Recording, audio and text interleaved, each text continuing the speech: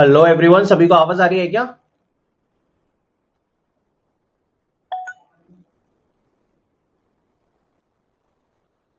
Hello दोस्तों, क्या आप सभी को आवाज आ रही है?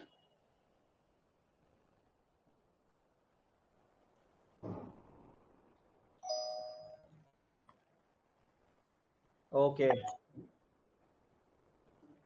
चलिए बहुत बढ़िया।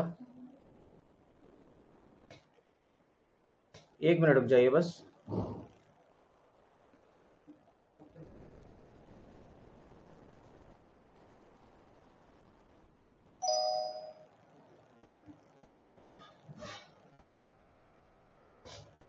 ओके ओके ओके, एक सेकेंड रुकिए। हाँ,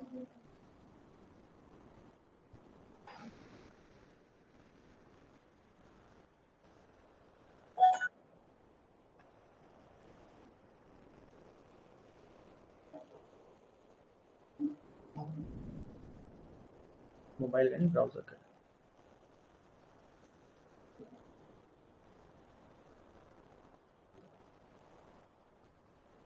एक सेकेंड रुक जाओ। हाँ, स्टार्ट करते हैं फिर।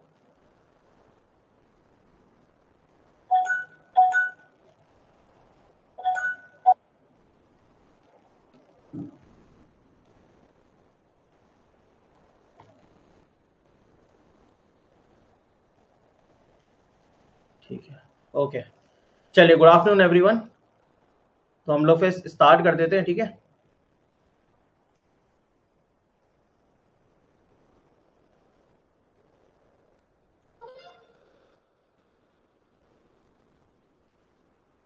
राम राम भाई, गुड आफ्टरनून सभी को।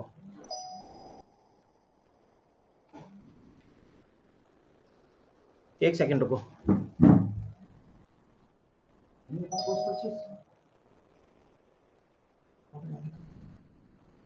यार एकदम खतरनाक आदमी है, बड़ी से फटता है, बड़ी से चालू करना हो गया। वो तो चैट तो देखनी है तो इसलिए तो इतना बड़े मैं देखूंगा चैट। अरे तो चैट देखने ये तो ज्वाइन ना हो, उसमें ऐप नहीं डाला तो फिर कहाँ दिक्कत है? अरे तो चैट देखने ये तो ज्वाइन ना हो, उसमें ऐप नहीं डाला। ये तो क्या है ना, देखते हुए देखा ये तो होमवर्क करेंगे।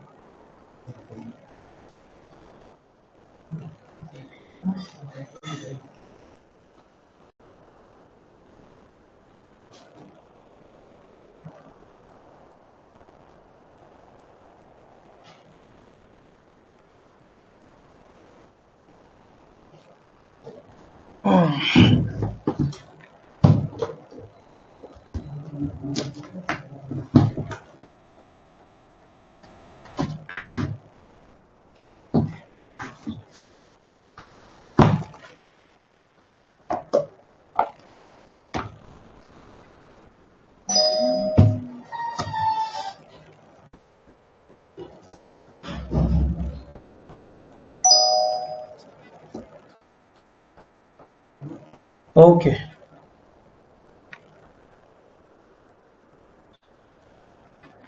चलिए। कोई और मैसेज भेजिए कुछ थोड़ा बहुत।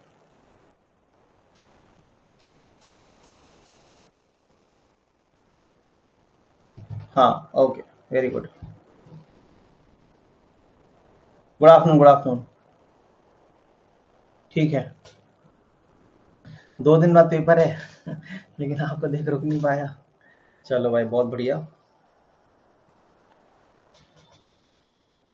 चलिए स्टार्ट करते हैं। अरे यार, क्या है ना कि अभी आज फर्स्ट सेशन है और मैंने इससे पहले लाइव का डेमो नहीं लिया था, बट मुझे कॉन्फिडेंस था कि यार लाइव तो लाइव ही होता है, कैसे भी कर लेंगे, नया प्लेटफॉर्म चाहे पुराना, कोई दिक्कत वाली बात ही नहीं है।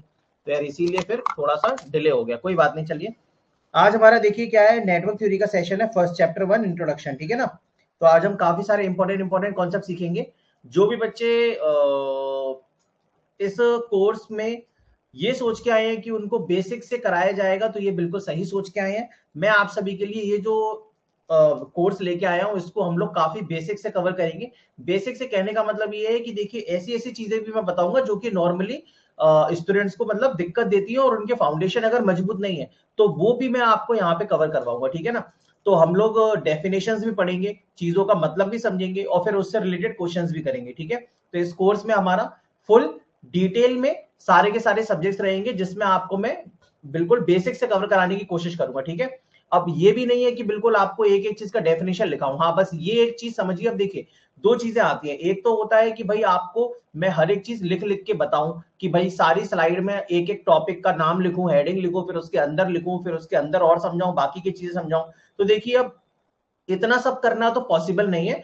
तो चीजें कैसे होंगी कि मैं एक पीपीटी बना के आपके लिए लेके आया हूं 2 महीने में, चूंकि अब सिलेबस को खत्म भी करना है, ऑब्वियस सी बात है, आप सभी का टारगेट क्या है, पीजीसीएल डिप्लोमा ट्रेनी एग्जाम है। तो 2 महीने में अगर चीजों को खत्म करना है तो उसके लिए ऑब्वियस सी बात है हर एक चीज को लिख के नहीं बताया जा सकता, सारी चीजों को लिख के नहीं बताया जा सकता। जहां जहां पर लिखने की जरूरत पड़ेगी, चीजों को लिखकर बताने की जरूरत पड़ेगी, वहां मैं लिख के बताऊंगा, लेकिन हर एक चीज को हम लोग अभी लिख के नहीं बता सकते, ठीक है ना। तो पीपीटी पहले से बनी हुई है, हम लोग उसको देखेंगे, समझेंगे, अच्छे से बेसिक से कवर करेंगे, और साथ ही साथ में क्लास के अंदर उसके क्वेश्चंस भी करेंगे, ठीक है। मैं बहुत सारे क्वेश्चंस क्लास के अंदर नहीं करवाऊंगा, मैक्सिमम थ्योरी पोर्शन कवर रहेगा, मतलब 70% थ्योरी का रहेगा, 30% क्वेश्चंस का रहेगा, क्योंकि देखिए 2 महीने के अंदर 14 सब्जेक्ट्स को कवर करना कोई आम बात नहीं है, और कोई भी इंसान इसको इतना इजीली से करवा भी नहीं पाएगा, ठीक है ना। लेकिन मैंने ये टास्क पहले भी कंप्लीट किया है, तो मुझे पता है कि किस तरीके से चीजों को आगे बढ़ाना है। ये होगा कि मैं आप लोगों के लिए जो प्रैक्टिस सेशंस है वो अलग से लगा दूंगा, तो आप लोग जो प्रैक्टिस सेशंस है उनको अलग से देखिएगा, ठीक है ना। क्या करेंगे, जो भी प्रैक्टिस सेशंस है वो आपके लिए मैं अलग से लगाऊंगा, तो उनको आप अलग से अटेंड करिएगा, जिससे हमारी प्रैक्टिस और अच्छे से तगड़े लेवल पे हो जाएगी, ठीक है। तो चलिए स्टार्ट करते हैं दोस्तों, ठीक है, बिना किसी देरी के। ओके, सभी को दिख रहा है सब कुछ, कोई दिक्कत नहीं है, सबको सबको सही से दिख रहा है ना।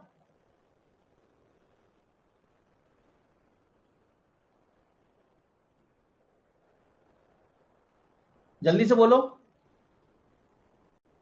ऑडियो वीडियो सबको क्लियर है।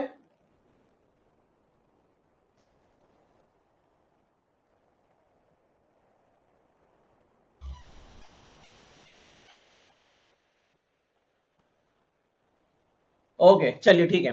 तो आज हमारा क्लास नंबर 1 है, जिसमें हम लोग क्या स्टार्ट करने जा रहे हैं, बेसिक इलेक्ट्रिकल। ओके, एक चीज, एक सेकेंड और रुकिए।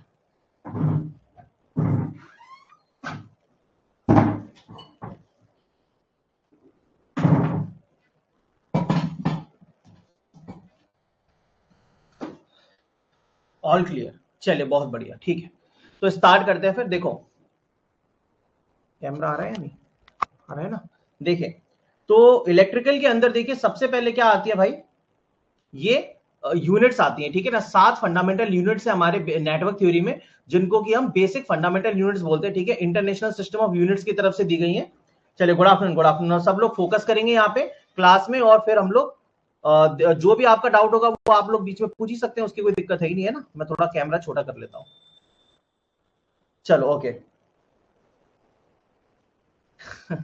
चलिए देखिए, तो mass, length, time, current, temperature, amount of substance और ल्यूमिनस इंटेंसिटी। जी हाँ, तो भाई कोई काफी सारे स्टूडेंट्स कंफ्यूज जाते हैं कि ल्यूमिनस इंटेंसिटी भी फंडामेंटल यूनिट में आता है, तो जी हाँ भाई, ल्यूमिनस इंटेंसिटी जिसकी यूनिट होती है कैंडेला, ये एक फंडामेंटल क्वांटिटी है। करंट जो है उसकी यूनिट होती है एम्पियर, आप सबको पता है।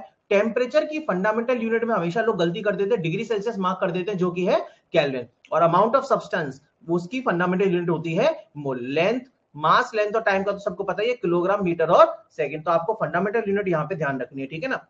और जो जो इंपॉर्टेंट चीज होगी मैं उसको क्या करता जाऊंगा, मार्क भी करता जाऊंगा, ठीक। जैसे टेम्परेचर का फंडामेंटल यूनिट केल्विन है, अमाउंट ऑफ सब्सटेंस का मोल है, और ल्यूमिनस इंटेंसिटी का है कैंडेला। अब इसको रिप्रेजेंट कैसे करना है वो भी पेपर में आ जाता है कि सिंबल क्या है। तो अमाउंट ऑफ सब्सटेंस का होता है स्मॉल एन, टेम्परेचर का कैपिटल टी, आप सबको पता ही, और ल्यूमिनस इंटेंसिटी को कुछ इस तरीके से दिखाते हैं, आई, और क्या बोलते हैं इसको, नीचे की तरफ जो आता है लोअर केस में v, ठीक है ना, आई लोअर केस में v।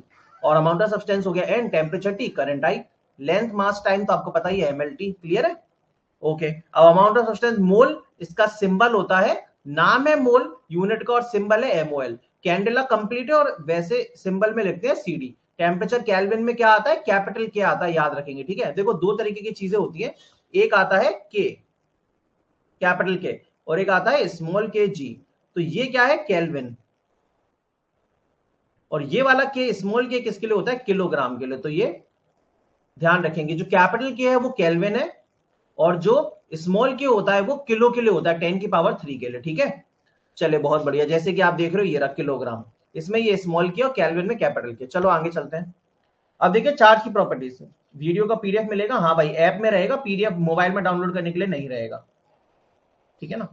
ओके, अब आइए प्रॉपर्टीज ऑफ चार्ज। देखिए चार्ज की बहुत सारी प्रॉपर्टी, आप सबको पता है कि जो चार्ज है वो कैसा है, एक स्टैटिक प्रॉपर्टी है, ठीक है ना। मतलब एक सिंपल चार्ज अगर रखा हुआ है तो सिंपल वो चार्ज कहला रहा है, लेकिन अगर पॉजिटिव या नेगेटिव, लेकिन अगर वो मूव कर रहा है तो मूविंग चार्ज को हम लोग क्या कह देते हैं, करंट कह देते हैं। तो जो सिंपल चार्ज होता है या तो पॉजिटिव चार्ज होगा या नेगेटिव चार्ज होगा, उसकी प्रॉपर्टीज क्या क्या होती है। तो देखिए चार्ज एक कैसी क्वांटिटी मेरे भाई, चार्ज एक स्केलर क्वांटिटी है, ठीक है ना। चार्ज कैसी क्वांटिटी है, स्केलर। चार्ज कैसा है, क्वांटाइज्ड होता है। क्वांटाइज का मतलब क्या है, जो हमारे इलेक्ट्रिसिटी में हम लोग चार्ज डिफाइन करते हैं वो n इंटू ई होता है। क्या होता है चार्ज, n इंटू ई।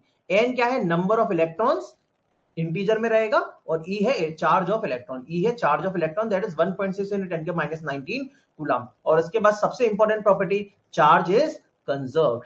मतलब ना तो चार्ज पैदा किया जा सकता है, ना ही चार्ज को डिस्ट्रॉय किया जा सकता है, उसको केवल एक जगह से दूसरी जगह पे ट्रांसफर किया जा सकता है। जैसे कि आप सबने देखा होगा कि आप कंघा अपने बालों से घिसते हो, है ना, और फिर न्यूज़पेपर के या फिर अपने मतलब अपने बालों से कंघे को घिस लेते हो तो उसमें चार्ज ट्रांसफर हो जाता है, और फिर उस कंघे को अपने हाथ के पास लेके आते हो तो आपके जो हेयर स्किन, जो स्किन पे हेयर्स है ना हाथ पर, वो अट्रैक्ट हो जाते हैं। तो एक तरीके से क्या है, चार्ज ट्रांसफर हो रहा है वो।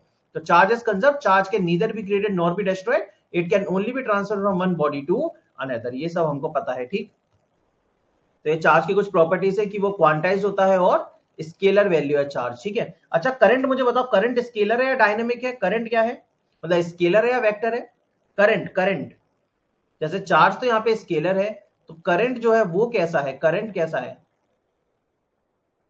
करंट कैसा है, स्केलर है या वेक्टर है करंट।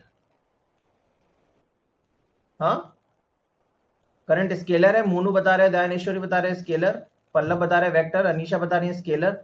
सब लोग बताओ सही से क्या है करंट।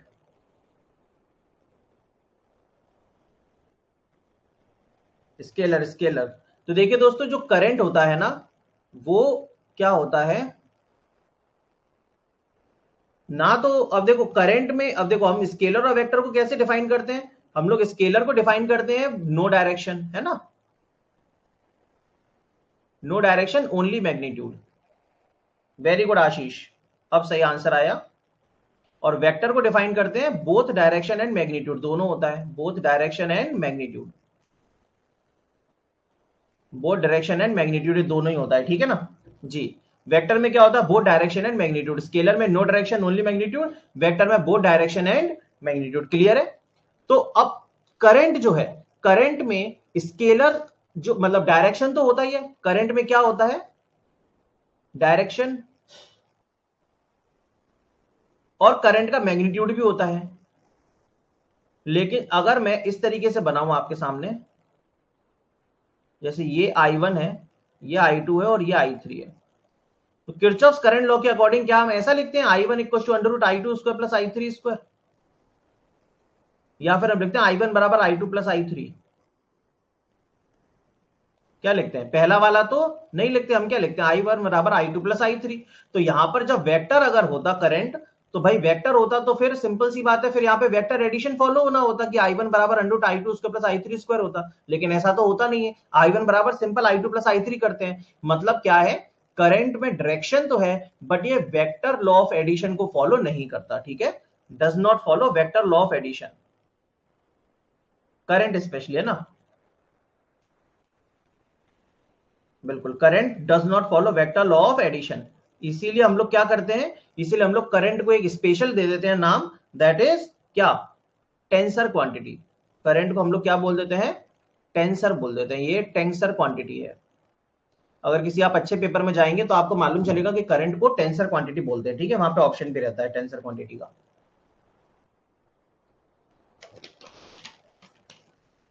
ठीक है, चलिए ये हो गया। अब देखो यहां पे लिखा है 1 एम्पियर आवर बराबर 3600 कूलम। चार्ज बराबर क्या होता है, करंट इनटू टाइम, मतलब 1 कूलम बराबर क्या है, 1 एम्पियर सेकंड के, 1 एम्पियर सेकंड के। अब मैं 1 एम्पियर आवर लिख रहा हूं, तो एक आवर में होंगे 60 मिनट, और फिर 60 मिनट में होंगे, मतलब 1 मिनट में होंगे 60 सेकंड, तो 60 इंटू 60 हो गया 3600। तो 1 एम्पियर आवर में टोटल कितने आ जाएंगे? 1 एम्पियर आवर में आ जाएगा 3600 कूलम। क्या बात है सचिन भाई, बहुत बढ़िया।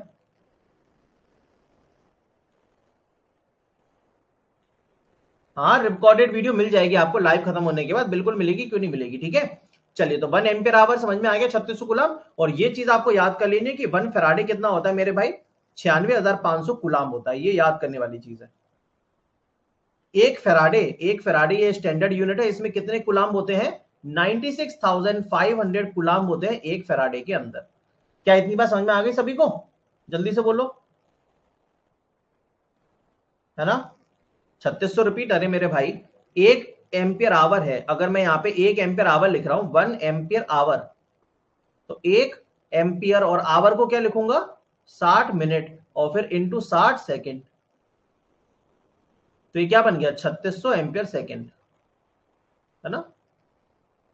3600 एम्पियर सेकेंड, तो 1 एम्पियर सेकेंड होता है 1 कूलम, तो 3600 एम्पियर सेकेंड किसके बराबर हो गया? 3600 कूलम के। नहीं आई बात समझ में? ठीक है, 1 एम्पियर सेकेंड 1 कूलम होता है ना, तो 3600 एम्पियर सेकेंड कितने होगा? 3600 कूलम, ठीक है। ओके, चले, बहुत बढ़िया।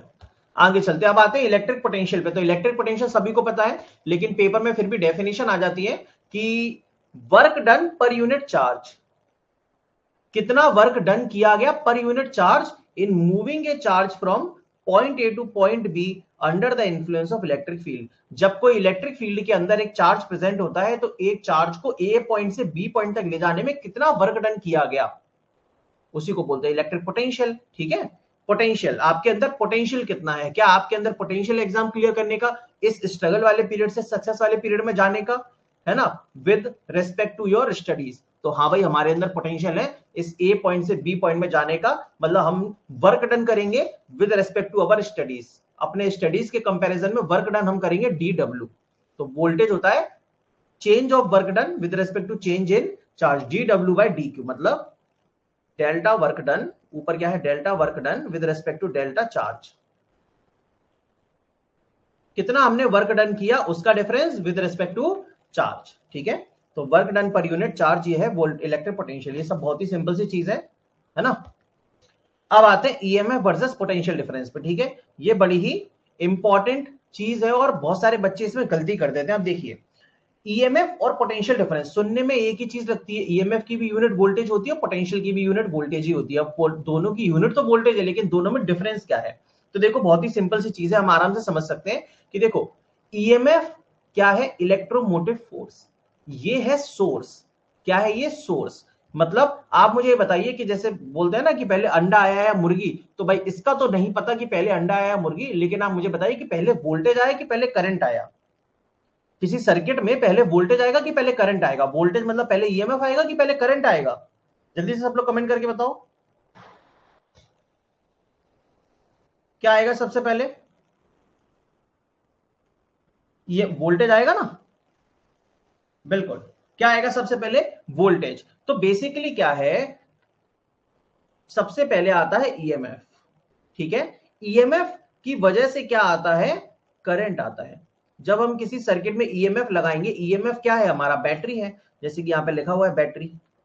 ईएमएफ का सोर्स मतलब क्या है? एक बैटरी है, सिंपल। तो बैटरी जब हमने किसी सर्किट में लगाई, तभी तो उसमें करंट फ्लो होना स्टार्ट होगा। जी हाँ। अब जब करंट फ्लो हुआ, तो वोल्टेज ड्रॉप हुआ एक रेजिस्टेंस के across, voltage drop across R, किसी रेजिस्टेंस के अक्रॉस वोल्टेज ड्रॉप हुआ, और उसी को हम लोग क्या कहते हैं मेरे भाई? Potential difference. क्या कहते हैं दोस्त? पोटेंशियल डिफरेंस कह देते हैं। मतलब सोर्स कौन है, कॉज कौन है? ईएमएफ, और इफेक्ट कौन है?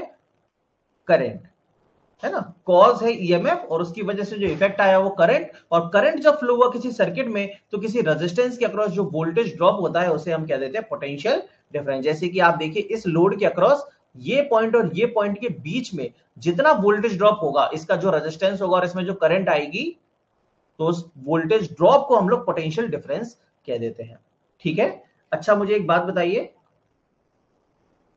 एक क्वेश्चन में लिखता हूं तो फिर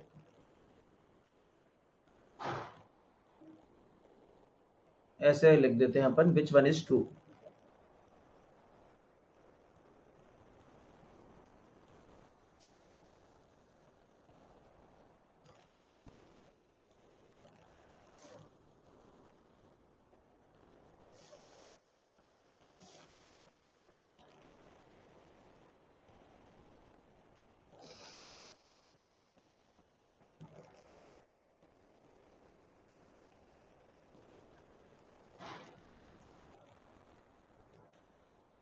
एट लोडेड कंडीशन।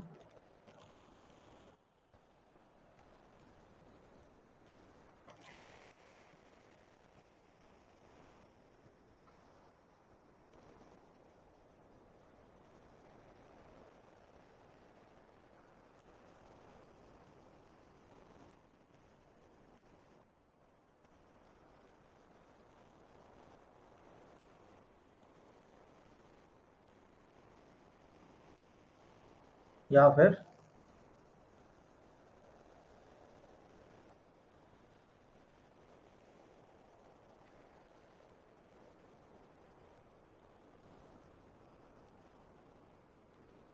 बताओ भाई कौन कौन सा सही होगा इसमें से?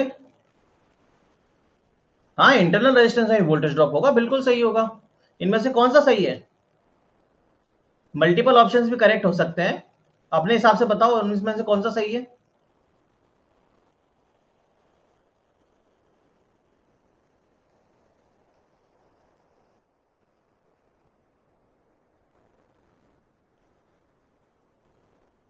ए, सी और डी।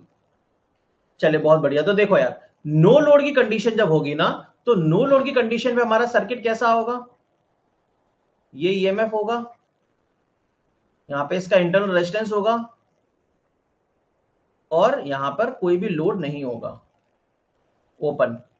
तो यहां पर जो वोल्टेज आएगा और यहां पे करंट जो होगी वो क्या होगी? नो लोड पे जीरो। नो लोड की कंडीशन है ना, तो सिंपल सी बात है कि ईएमएफ बराबर किसके आ जाएगा? वी के आ जाएगा, क्योंकि कोई भी वोल्टेज ड्रॉप तो बीच में होने नहीं वाला इंटरनल रेजिस्टेंस में। तो ईएमएफ बराबर वोल्टेज होगा नो लोड पे, ये सही है ना? ईएमएफ बराबर पोटेंशियल डिफरेंस। अब अगर मैंने लोड लगा दिया,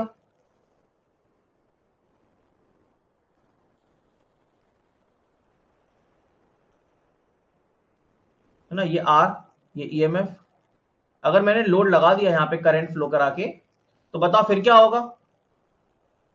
अगर मैंने यहां पे लोड लगा दिया तो बताओ फिर क्या होगा? अगर करंट फ्लो करा दिया तो जो वी आएगा वो क्या आएगा? ईएमएफ माइनस छोटा आई इंटू छोटा आर। मतलब जो वोल्टेज है वो क्या आएगा? ईएमएफ से कम आ जाएगा, क्योंकि इस आर में पोटेंशियल ड्रॉप हो जाएगा, है ना? वोल्टेज ड्रॉप हो जाएगा, तो जो लोड के अक्रॉस वोल्टेज आएगा वी, वो ईएमएफ माइनस आई आर आ जाएगा। तो EMF less than potential difference होगा लोडेड कंडीशन पे, ये गलत है। EMF greater than potential difference होगा एट लोडेड कंडीशन पे, ठीक है? चलिए, तो नो लोड पे भी समझ में आ गया, दोनों बराबर है। और लोडेड कंडीशन में क्या होंगे? ईएमएफ बड़ा होगा। तो या तो ईएमएफ बराबर होगा पोटेंशियल डिफरेंस के, या ईएमएफ ग्रेटर देन होगा पोटेंशियल डिफरेंस के, लेकिन कभी भी ईएमएफ उससे छोटा नहीं हो सकता। तो वही ऑप्शन बी में कह रहा है कि या तो ईएमएफ ग्रेटर देन होगा, या ईएमएफ इक्वल टू होगा potential difference is always true. ये बिल्कुल सही बात है। क्या ईएमएफ लेस देन हो सकता है कभी पोटेंशियल डिफरेंस? ऑप्शन भी हो सकता है, जी नहीं, कभी नहीं हो सकता। तो ये ही एग्जाम में काफी बार, अलग अलग एग्जाम में ये क्वेश्चन पूछा गया है, ठीक है ना? चले बहुत बढ़िया। अब आ जाते हैं इधर। तो इसमें यार बहुत सारे बच्चे कंफ्यूज रहते हैं कि वोल्टेज कैसे लेना है, ठीक है? तो आप लोग देखो, याद रखेंगे, ये अगर वी ए कह दूं मैं, इसको वी बी कह दूं, और यहाँ पे हम वी ए बी लिख दें, तो जो वी ए बी होता है वो हमेशा क्या होता है? V positive minus V negative, ये याद रखेंगे, ठीक है? क्या होता है? V positive minus V negative, या फिर ए बी वगैरह हटा दो तो भी ज्यादा सही है। मतलब जो वोल्टेज रहता है ना, वो हमेशा क्या रहता है? पॉजिटिव प्लेट का वोल्टेज माइनस नेगेटिव प्लेट का वोल्टेज रहता है, ठीक है? तो आप लोग मुझे यहाँ पे वीबी बताओ फिर फाइनली कितना आएगा? जो वोल्टेज रहता है वो हमेशा पॉजिटिव माइनस नेगेटिव प्लेट का वोल्टेज रहता है, वोल्टेज का डिफरेंस, इसमें गलती नहीं करना है। तो वीबी कितना आएगा यहाँ पे?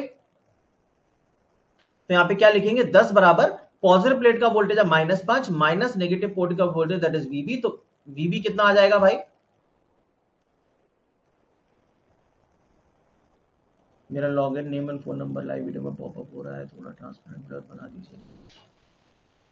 यार ये मेरे कंट्रोल में नहीं है यार, मैं उनसे बोलूंगा, बट फिर भी मेरे कंट्रोल में नहीं है ये ऐसा होता ही है। क्या आएगा वैल्यू बताओ?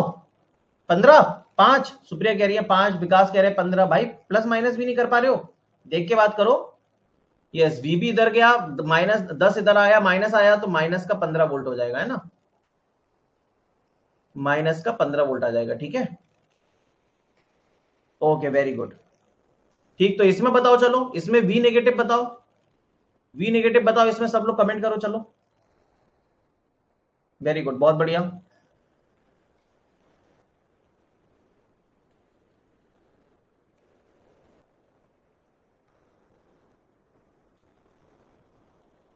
वी नेगेटिव, इसमें वी नेगेटिव कितना आएगा,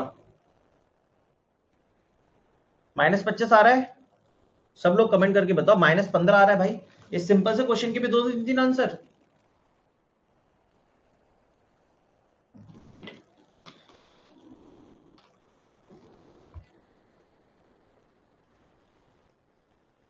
अब देखो सिंपल सा है यार, आपको यहां पे देखना है वोल्टेज कितना दे रखा है, -20। तो ये -20 बराबर पॉजिटिव प्लेट का वोल्टेज कितना है सर, 5 वोल्ट, और नेगेटिव प्लेट का वोल्टेज कितना है सर, वो तो निकालना है। तो बस V माइनस को इधर ले गए तो कितना आ गया, 25 वोल्ट आ गया। कहां आप लोग गलत करने में लगे हुए हो, इतना गलत क्यों कर रहे हो, है ना, 25 वोल्ट आ जाएगा, ठीक है। तो बस सिंपल क्या करना है, ये बीच वाले वोल्टेज को लिखना है और पॉजिटिव प्लेट का वोल्टेज लिखना है और माइनस नेगेटिव प्लेट का वोल्टेज लिख देना है, काम खत्म, है ना। चले बहुत बढ़िया। और यहाँ पे 10 बराबर कितना आ जाएगा, पॉजिटिव प्लेट का वोल्टेज -5 है और माइनस नेगेटिव प्लेट का वोल्टेज मतलब VB, तो आंसर आ गया -15, और ऊपर मैंने आपको समझाई दिया, ठीक है। चलो अब आते हैं पावर पे। चार्ज देख लिया, करंट समझ में आ गया, करंट पता ही है हमें, है ना। और फिर rate of change of charge current होता है, फिर पोटेंशियल देख लिया। अब आ गए पावर पे और एनर्जी। तो पावर क्या है, रेट ऑफ डूइंग वर्क, ये पावर की डेफिनेशन है। जिस रेट से, किस रेट से आप कार्य को कर रहे हैं, rate of doing work, that is called power, ठीक है। It is energy per unit time. तो एनर्जी डिवाइड बाय टाइम होता है पावर, मतलब work done per unit time, या dW/dt। वोल्टेज क्या होता है, work done per unit charge. जैसे कि हम क्या लिखते हैं, जैसे मैं लिखूं P बराबर dW/dq इंटू d, या फिर ऐसे कर लेते हैं, पावर को हमने क्या लिखा मेरे भाई, dW/dt, है ना। अगर मैं इसको ऐसे लिख दूं कि dW/dq इंटू dq/dt, तो ये क्या बन गया, dW/dq क्या होता है, वोल्टेज, और dq/dt क्या होता है, rate of change of charges, current. तो इसीलिए पावर को बोलते हैं वोल्टेज इंटू करंट। क्या बोलते हैं, वोल्टेज इंटू करंट बोलते हैं, ठीक है। ये कौन सा पावर है, इंस्टेंटेनियस पावर की बात चल रही है। ये रियल पावर जो आप पढ़ते हो VI cos phi, ये वो वाली चीज नहीं है, ठीक है। ये क्या है, इंस्टेंटेनियस पावर, समझ गए। चलिए ओके। अब देखो relation between mechanical and electrical power, आजकल ये बहुत चल रहा है। तो पावर की यूनिट तो आपको पता ही है, वॉट होती है, या फिर क्या हो जाएगी, जूल पर सेकेंड, जूल पर सेकेंड। अब मैकेनिकल इलेक्ट्रिकल पावर में क्या रिलेशन है, जैसे कि हमारे क्वेश्चन में आजकल पूछ रहा है torque in British horse power, BHP में टॉर्क निकालिए, ब्रिटिश हॉर्स पावर। तो ब्रिटिश हॉर्स पावर में क्या रिलेशन होता है, एक हॉर्स पावर ब्रिटिश होता है 746 वॉट, और एक हॉर्स पावर मेट्रिक होता है 735.5 वॉट। तो हम जनरली जो प्रिफर्ड मानते हैं, जो प्रिफर्ड मानते हैं वो किसको मानते हैं भाई, 735.5 वॉट को ज्यादा प्रेफर करते हैं। मतलब अगर उसने आपसे पूछ लिया मैट्रिक BHP निकालिए, ब्रेक हॉर्स पावर, BHP का मतलब होता है break horse power, break horse power HP। तो अगर उसने बोला मैट्रिक BHP निकालिए, मैट्रिक ब्रेक हॉर्स पावर निकालिए, मतलब वो आपसे 735.5 वॉट के हिसाब से बात कर रहा है, ठीक है ना। और अगर वो ब्रिटिश की बात करेगा तो 746 वॉट है। क्लियर सभी को, ब्रिटिश मतलब 740 और मैट्रिक मतलब 735.5, है ना। समझ में आ रहा है यार सभी को इस तरीके से, ये बताओ पहले, कोई दिक्कत तो नहीं आ रही, समझ में आ रहा है या नहीं। क्योंकि यार देखो, अगर अपन ने पैसे दिए हैं और अपन यहाँ पे पेपर एग्जाम क्लियर करने के लिए बैठे हैं, और इतनी शिद्दत के साथ बैठे हुए, और फिर अपन को समझ भी ना आए और चीजें भी ना हो, तो फिर कैसे काम चलेगा, है ना। वैसे ये तो बहुत ज्यादा सिंपल चीजें हैं, हम बिल्कुल बेसिक बेसिक चीजें कर रहे हैं कवर, तो समझ में तो आ ही रहा होगा आप लोगों को, है ना। चले बहुत बढ़िया, ओके। अब आते हैं एनर्जी पे। तो एनर्जी क्या है, capacity to do work, capacity to do work. Power क्या था, रेट ऑफ डूइंग वर्क, किस रेट से कार्य को किया जा रहा है, मतलब विद रेस्पेक्ट टू टाइम। लेकिन एनर्जी क्या है, बस कैपेसिटी टू डू वर्क, आपके अंदर कितनी कैपेसिटी है, ठीक है। तो इनके नाम को ही ध्यान रखना है, बेसिकली यही चीजें पेपर में आती है ना। Very good, okay. Capacity to do work, that is energy. तो एनर्जी क्या हो गया, पावर इंटू टाइम, ठीक है। 1 जूल बराबर 1 वॉट सेकेंड। अब एनर्जी की बहुत सारी यूनिट होती है दोस्तों, जैसे कि एक यूनिट होती है BOT, बोर्ड ऑफ ट्रेड। तो वो बोर्ड ऑफ ट्रेड किसके बराबर हो गया, 1 किलोवाट आवर के। और 1 किलोवाट आवर आप सबको पता है हम लोग 1 यूनिट के बराबर मानते हैं ना, 1 यूनिट इलेक्ट्रिसिटी। इसी के हिसाब से आपकी बिजली का बिल आता है आपके घर में, है ना, 1 किलोवाट आवर यूनिट के हिसाब से, या 1 यूनिट होती है उसके हिसाब से बिजली का बिल आता है। जैसे कि 10 यूनिट कंज्यूम किया मतलब 10 किलोवाट आवर कंज्यूम हो गया पावर, मतलब एनर्जी, और इसी को एक बीओटी कहते हैं। 1 बीओटी मतलब 1 किलोवाट आवर। अब एनर्जी की बहुत सारी अदर यूनिट भी हैं, जैसे कि थर्मल यूनिट होती है कैलोरी, है ना, जो हीट के लिए हम लोग जनरली यूज करते हैं। हीट भी क्या है, जब हम इलेक्ट्रिकल एनर्जी की बात करते हैं तो वर्क डन बात कर देते हैं, ठीक है, लेकिन थर्मल एनर्जी की बोलते हैं तो थर्मल एनर्जी को हीट एनर्जी, थर्मल एनर्जी, ये सब मैकेनिकल इंजीनियरिंग के टर्म्स है, वहां पर यूज होता है। तो उधर हम जनरली एनर्जी को रिप्रेजेंट करते हैं कैलोरीज में। तो एक कैलोरी बराबर होता है कितना, 4.18 जूल।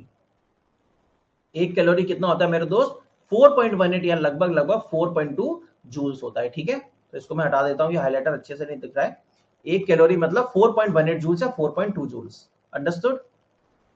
चलिए, फिर इसके बाद आता है 1 किलोवाट आवर को और भी बोलते हैं। अब 1 किलोवाट आवर 1 बीओटी के बराबर तो है ही, लेकिन 1 किलोवाट आवर 3.6 इंटू 10 की पावर 6 टाइम्स जूल्स भी होता है।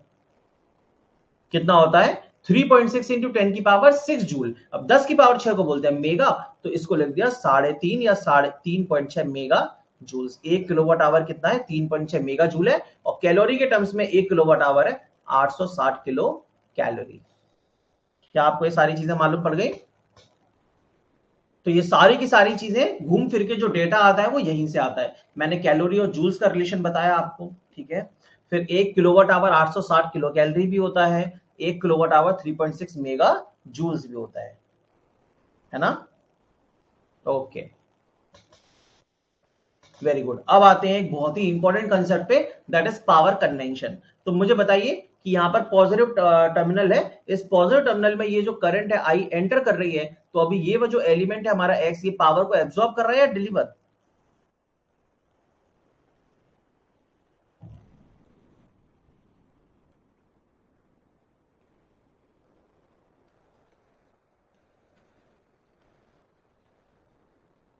क्या कर रहा है, एब्सॉर्ब, है ना। Yes, when current enters positive terminal,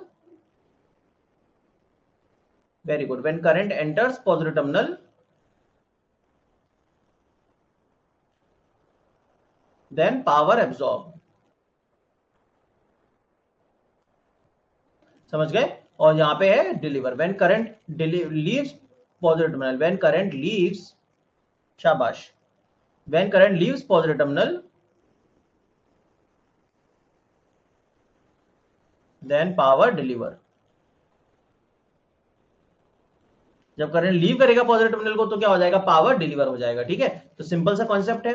अब इसमें देखो, अगर हमारा अब देखिए इधर, इसको अगर हम रिलेशन, इसको 1 मानते हैं, इसको 2, इसको 3 और इसको 4, तो ये वाले कॉन्सेप्ट को समझ लेते हैं पूरा तरीके से, है कि नहीं। तो देखो ये पॉजिटिव में करंट क्या कर रही है, एंटर कर रही है, तो हम क्या लिखेंगे, पावर एब्सॉर्ब। देखो हमें केवल ये देखना है कि प्लस में करंट आ रही है या जा रही है, हमें करंट के साइन वगैरह से मतलब नहीं है, हम तो बस पावर को लिख देंगे वोल्टेज इनटू करंट, ठीक है ना। तो आप देखिए प्लस में करंट आ रही है तो पावर एब्सॉर्ब कितनी हो रही है, 5 इंटू करंट कितनी आ रही है, माइनस का 3, तो कितना आ जाएगा, माइनस का 15 वॉट पावर एब्सॉर्ब हो रहा है। तो अगर डिलीवर लिखेंगे तो कितना हो जाएगा, जस्ट इसका उल्टा, मतलब 15 वॉट, ठीक। दूसरे में समझो, प्लस से करंट निकल रही है, मेरी बातों पे ध्यान दो बस, प्लस से क्या हो रही है, करंट लीव, तो क्या हो रही है, पावर डिलीवर। तो पावर डिलीवर कितनी हो रही है मेरे भाई, वोल्टेज है -15 इंटू करंट है 3, मतलब -45 वॉट डिलीवर हो रही है। तो एब्जॉर्ब कितनी हो रही होगी, 45। आगे बात समझ। अब तीसरे वाले का आप बताओ, तीसरे वाले में क्या हो रहा है, तीसरे वाले में एब्जॉर्ब कितनी है, शाबाश। ऐसा नहीं होता है मोनू की पहला एब्जॉर्ब, दूसरा डिलीवर, तीसरा एब्जॉर्ब, चौथा एब्जॉर्ब, हम लोग उसको कैसे भी लिख सकते हैं। हाँ आप पॉजिटिव साइन के हिसाब से बता रहे हो तो ठीक है, लेकिन हम एक सोर्स को प्लस और माइनस दोनों तरीके से एब्जॉर्ब और डिलीवर बता सकते हैं ना। Very good. तो इसमें एब्जॉर्ब कितनी हो रही है, देखो 5 है और प्लस में एंटर कर रही है, तो 15 एब्जॉर्ब हो रही है, तो डिलीवर कितना करेगा, -15। शाबाश। अब इसमें देखिए फोर्थ वाले में, तो फोर्थ वाले में बताइए क्या हो रहा है, एब्जॉर्ब कितनी हो रही है। फोर्थ वाले में देखो प्लस में क्या हो रहा है, करंट आ रहा है, प्लस में करंट एंटर कर रहा है, तो प्लस में करंट एंटर कर रहा है तो वोल्टेज कितना है, -5, और करंट कितना है -3, तो कितना आ गया 15 वॉट एब्जॉर्ब हो रहा है। तो डिलीवर कितना हो रहा होगा मेरे भाई, डिलीवर हो रहा होगा 15 वॉट, -15 वॉट डिलीवर हो रहा है, -15। क्या आपको ये पूरा का पूरा कॉन्सेप्ट अच्छे से क्लियर हो गया? अब कभी इसमें कंफ्यूज नहीं होना है, बोलो क्लियर है एकदम? एक और बार देख लो, एक बार अच्छे से स्क्रीन को देख लो, कोई दिक्कत वाली बात नहीं है ना? ओके शाबाश, कोई कंफ्यूजन वाली चीज नहीं है ना इसमें? ठीक है, अब आ जाओ इधर, ये है आपका गेट का क्वेश्चन। चलो बताओ इसे, इसका आंसर क्या होएगा बताओ फटाफट। अब आप लोग इस कोर्स में आ गए हो, मेरे ऊपर इतना भरोसा आप लोगों ने दिखाया है, तो आप लोग चिंता मत करो भाई, चैंपियन बना के ही आप लोगों को निकालूंगा, टेंशन नहीं लेना बिल्कुल भी।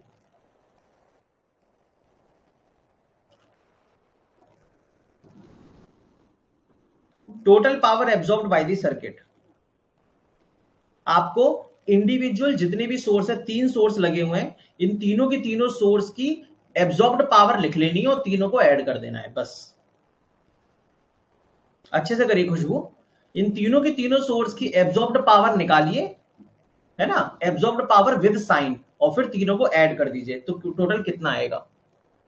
पहले देखिए कि एब्जॉर्ब कर रहा है कि डिलीवर, और आपको तीनों का एब्जॉर्ब्ड वाला लिखना है। हम एक ही सोर्स का दोनों लिख सकते हैं ना, एब्जॉर्ब डिलीवर, उसके हिसाब से देखो।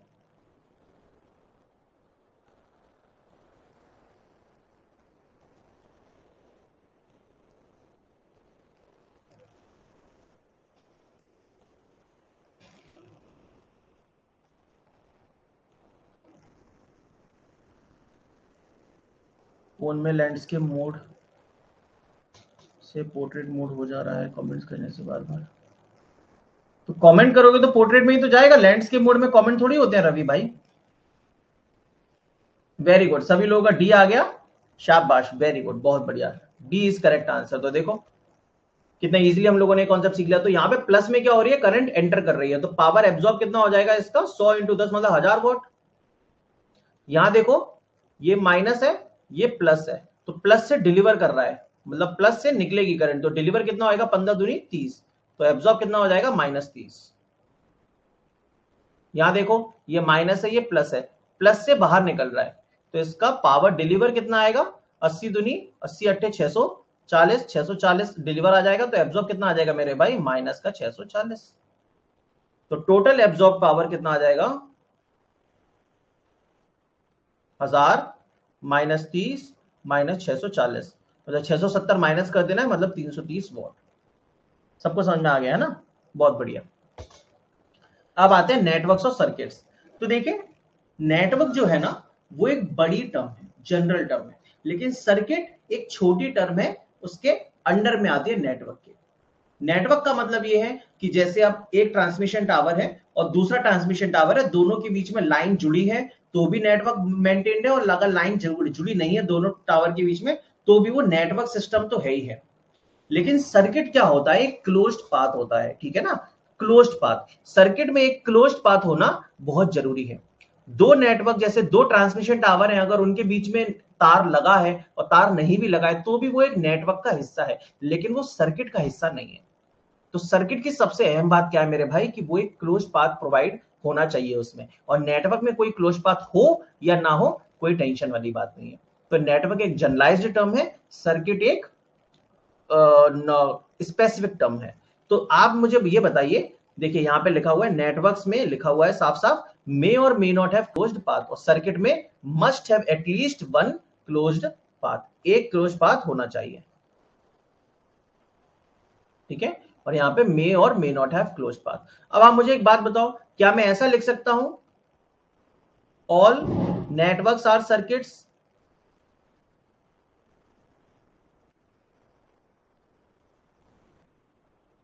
क्या मैं ऐसा लिख सकता हूं, या फिर all circuits are networks?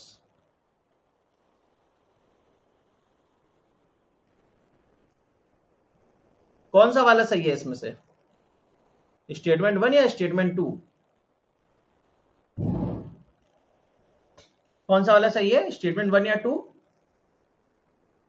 Yes, all circuits are networks, जितने भी सर्किट हैं सारे नेटवर्क है, लेकिन all networks are not circuits, क्योंकि सर्किट में अगर क्लोज पाथ नहीं हुआ तो फिर मतलब नेटवर्क में क्लोज पाथ नहीं हुआ तो उसे सर्किट तो बोल नहीं सकते। बी वाला सही है हमारा, सारे के सारे सर्किट नेटवर्क्स होते हैं। ठीक है, तो ऐसा बना सकते हैं हम लोग, इसमें एक वेन डायग्राम टाइप का बना सकते हैं। ठीक है ना, इसको हम लिख सकते हैं सर्किट्स, उसको हम लिख सकते हैं नेटवर्क्स। आ गई बात समझ? चलिए बहुत बढ़िया। अब आते हैं हम टाइप्स ऑफ एलिमेंट्स पे।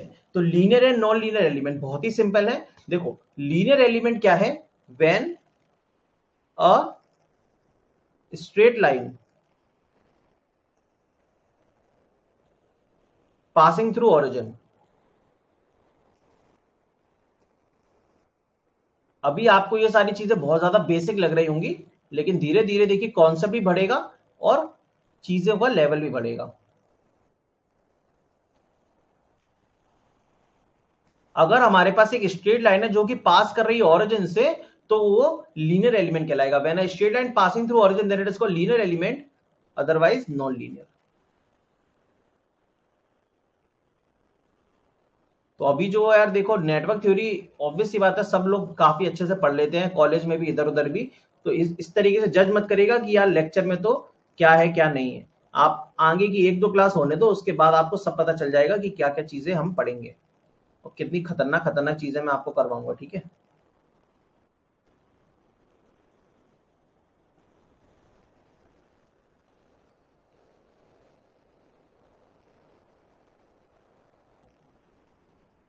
तो चलिए ये बताइए,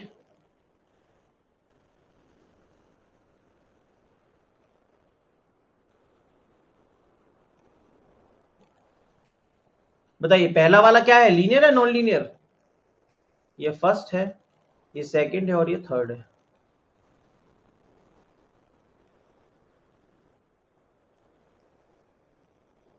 फर्स्ट सेकंड थर्ड, जी हाँ। फर्स्ट वाला हमारा कैसा है? लीनियर है। सेकंड वाला कैसा है? सेकंड वाला ये ओरिजिन है। फर्स्ट लीनियर सेकंड लीनियर, और दूसरा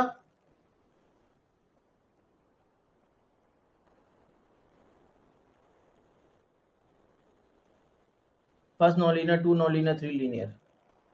वेरी गुड प्रीति। चलिए देखिए थर्ड नॉन लीनियर बता रहे हैं।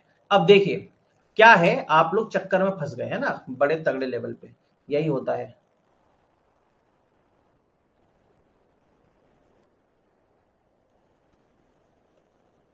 आई और वी, देखो मैं अगर ऐसी लाइन बना देता तो ये एक straight line passing through origin है बिल्कुल, तो ये क्या है, लीनियर है। तो जब मैं इधर से ऐसे बनाया हूं, ये थर्ड वाले को देखिए, अगर मैं ऐसे बनाया हूं ड्रॉ किया हूं, तो ये क्या कर रहा है, इसका बस नेगेटिव स्लोप है, लेकिन है तो ये एक स्ट्रेट लाइन ना, straight line passing through origin. तो ये भी मेरे दोस्त लीनियर है, ये नॉन लीनियर नहीं है। क्या है ये? लीनियर। फिर आइए इधर, अब इसको देखिए, ये ओरिजिन से पास कर रही है क्या? नहीं, तो नॉट पासिंग थ्रू ओरिजिन। जब ओरिजिन से पास ही नहीं कर रही है तो क्या हो गई मेरे दोस्त, नॉन लीनियर हो गई। ठीक है, और आप मुझे बताइए क्या ये एक स्ट्रेट लाइन है? तो आपको ये नहीं देखना है कि सर ओरिजिन पे बस स्ट्रेट लाइन है या नहीं, आपको ओवरऑल देखना है। ऐसा नहीं देखना है कि केवल ओरिजिन पे स्ट्रेट लाइन है या नहीं, आपको ओवरऑल देखना है। तो यहाँ पे देखिए, यहाँ पे एक ये कांस्टेंट भी है, अगर आपको नहीं दिख रहा हो तो मैं इसको और बड़ा कर देता हूँ, ऐसी कोई दिक्कत वाली बात नहीं है, ऐसे कर देता हूँ। ठीक है, तो ये नॉट अ स्ट्रेट लाइन, ये स्ट्रेट लाइन है ही नहीं, इसीलिए ये क्या है मेरे दोस्त, नॉन लीनियर है ये भी। सबको क्लियर हुआ?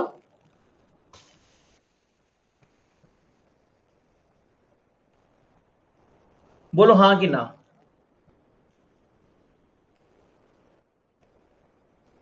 क्लियर हो गया? हाँ, पूरे टाइम स्ट्रेट लाइन चाहिए। When a straight line passing through origin, तो पूरा टाइम ही स्ट्रेट लाइन होनी चाहिए वो, उसमें कोई भी ब्रेक वगैरह या कुछ भी चीजें नहीं होनी चाहिए। ठीक है, चलिए अब कंडीशंस ऑफ लीनियरिटी भी क्वेश्चन में पूछ लेता है कभी कभार, तो वो भी लिख लेते हैं। कंडीशंस ऑफ लीनियरिटी क्या होती है? कोई भी सर्किट कब लीनियरिटी को फॉलो करेगा, मतलब लीनियरिटी को कब फॉलो करेगा, जब वो दो प्रिंसिपल को फॉलो करे। कौन सा? माइनस वी से कोई फर्क नहीं पड़ता है आनंद, माइनस वी से कोई फर्क नहीं पड़ता है। लीनियरिटी लाइन पर डिपेंड करती है, उसका नेगेटिव और पॉजिटिव से कोई रिलेशन नहीं है ना। यहाँ पे स्ट्रेट लाइन है जो कि ओरिजिन से पास कर रही है, third and fourth, second and fourth quadrant से, तो क्या हुआ, ये सेकंड क्वाड्रेंट है, ये फोर्थ क्वाड्रेंट है, स्ट्रेट लाइन है ना, बट तो इसीलिए उससे कोई फर्क नहीं पड़ेगा, वो लीनियर होगा, है ना। तो कंडीशंस ऑफ लीनियरिटी, तो दो कंडीशन होती है। कौन कौन से प्रिंसिपल को फॉलो करता है लीनियरिटी, बताओ जल्दी से। Principle of superposition and principle of homogeneity. Principle of homogeneity, ठीक है, यस। होमोजेनिटी का प्रिंसिपल और सुपरपोजिशन का प्रिंसिपल, ये दोनों कंडीशन अगर हमारा सर्किट फॉलो करता है तो वो लीनियर सर्किट हो जाएगा।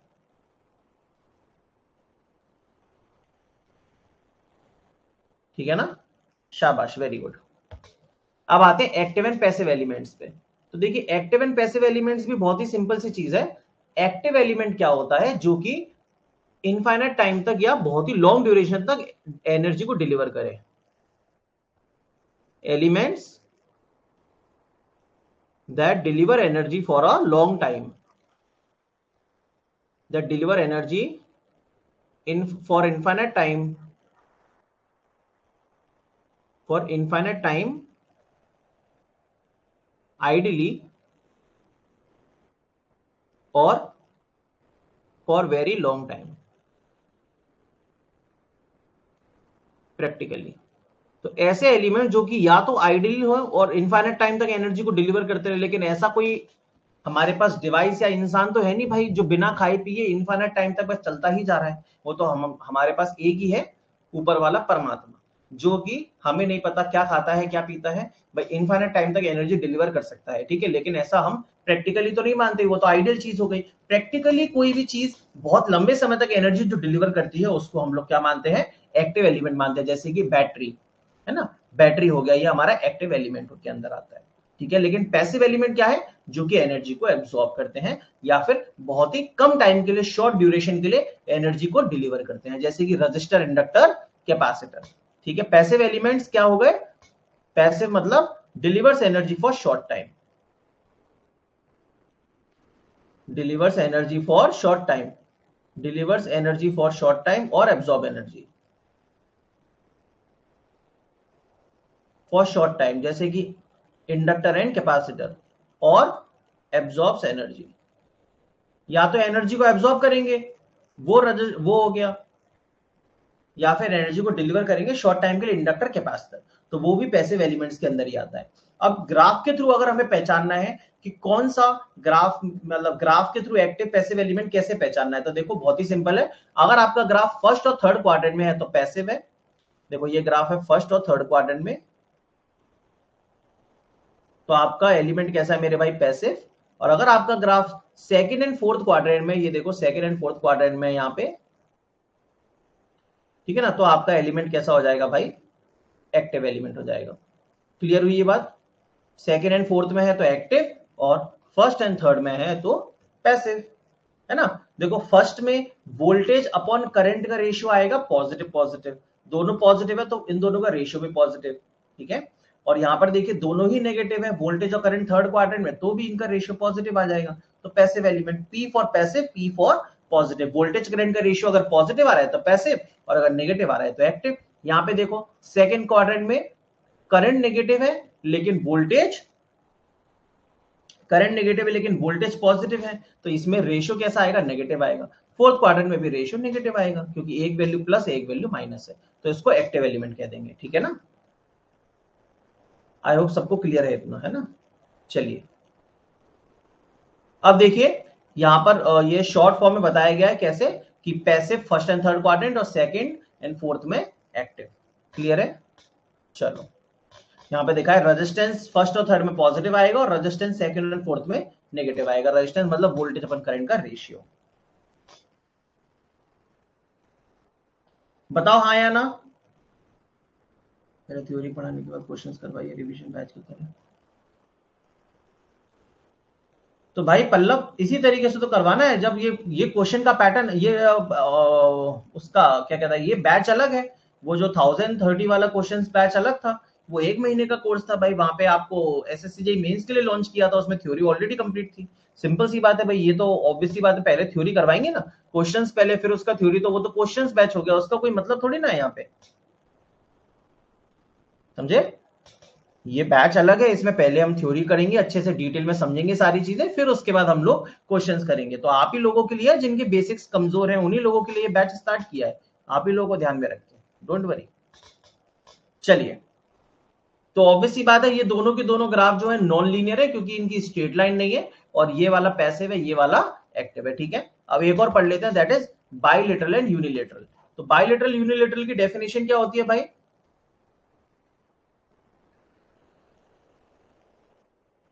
बाइलेटरल एलिमेंट्स की डेफिनेशन क्या होती है? Elements whose properties change, elements whose properties change when direction of current changes.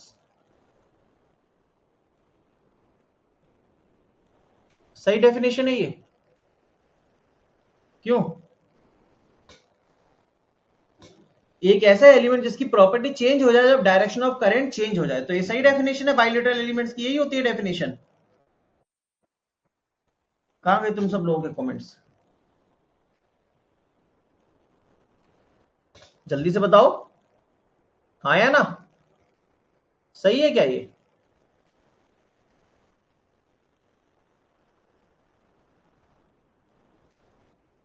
एकदम एकदम सही है।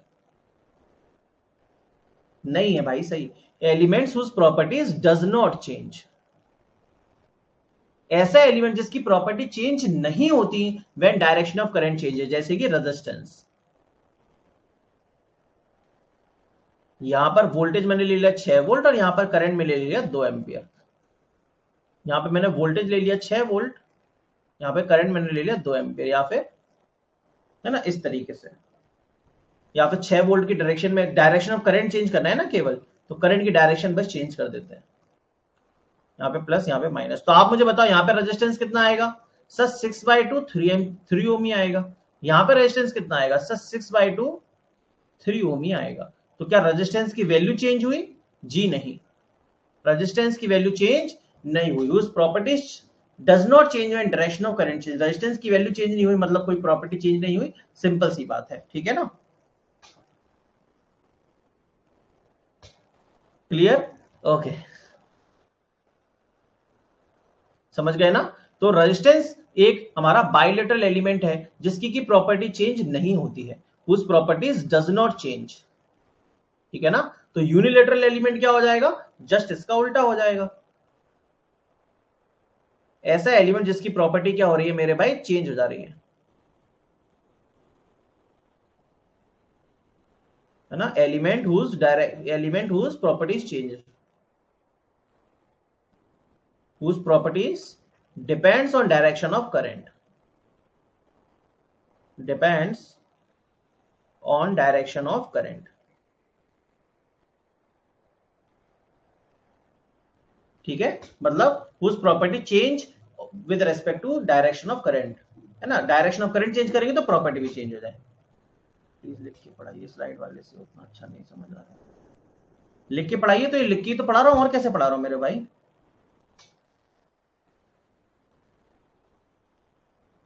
पिछली स्लाइड में लिखा था पॉजिटिव नेगेटिव। अरे पॉजिटिव नेगेटिव सिंपल सी बात है प्रीति। देखिए, अगर आप फर्स्ट क्वाड्रेंट की बात करोगे और थर्ड क्वाड्रेंट की बात करोगे, तो वोल्टेज करंट प्लस प्लस है, दोनों वोल्टेज की वैल्यू में फर्स्ट क्वाड्रेंट की वैल्यू फर्स्ट क्वाड्रेंट में पॉजिटिव रहती है। तो वोल्टेज अपॉन करंट का रेशियो, रेजिस्टेंस क्या है? V upon I. दोनों की V अपॉन आई, दोनों V भी पॉजिटिव है, आई भी पॉजिटिव है, दोनों का रेशियो क्या होगा? पॉजिटिव ही होगा। तो फर्स्ट क्वाड्रेंट में वैल्यू कैसी आ रही है? रेजिस्टेंस की पॉजिटिव आ रही है। थर्ड क्वाड्रेंट में वोल्टेज, करंट भी नेगेटिव है, थर्ड क्वाड्रेंट में वोल्टेज भी नेगेटिव रहता है, थर्ड क्वाड्रेंट में माइनस माइनस, तो दोनों का जो रेशियो आएगा वो कैसा आ जाएगा, माइनस से माइनस कटेगा तो पॉजिटिव आएगा। तो फर्स्ट क्वाड्रेंट और थर्ड क्वाड्रेंट दोनों क्वाड्रेंट में रेजिस्टेंस कैसा रहता है, पॉजिटिव रहता है। यही तो बोला मैंने, तभी उसको पैसिव बोल रहा है। लेकिन सेकंड में एक नेगेटिव होगी एक पॉजिटिव होगी, तो दोनों का रेशियो कैसा आएगा, नेगेटिव। फोर्थ में एक पॉजिटिव वैल्यू एक नेगेटिव वैल्यू, दोनों का रेशियो कैसा आएगा, नेगेटिव। ऊपर लिखा है +4 नीचे लिखा है -2, तो कितनी वैल्यू आई, -2। ऊपर लिखा है -8 नीचे लिखा है 2, तो कितनी वैल्यू आई, -4। तो सेकंड एंड फोर्थ क्वाड्रेंट में रेशियो कैसा आएगा, नेगेटिव आएगा। तो रेजिस्टेंस सेकंड एंड फोर्थ में नेगेटिव होता है। तो एक्टिव एलिमेंट के लिए रेजिस्टेंस नेगेटिव, पैसिव एलिमेंट के लिए रेजिस्टेंस पॉजिटिव। यही तो बोला। अब ठीक है, कोई बात नहीं, समझ में आ गया होगा। बोलो प्रीति, अब क्लियर है ना। चलिए, यूनिलेटरल एलिमेंट में element whose properties depends on direction of current, ठीक है, जिसमें एलिमेंट उसकी प्रॉपर्टी करंट के डायरेक्शन पे डिपेंड करे। अब देखो यहां पे मैं आपको एक इंपॉर्टेंट चीज बताता हूं।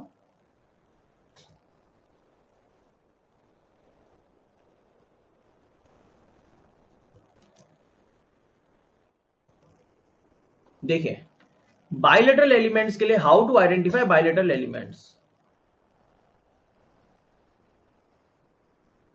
बायलेटरल एलिमेंट्स को कैसे पहचानना है, with respect to graph. Graph में देखिए बायलेटरल एलिमेंट्स को कैसे पहचानना है, ठीक है। तो देखिए इसकी प्रॉपर्टी क्या होती है, when graph is symmetrical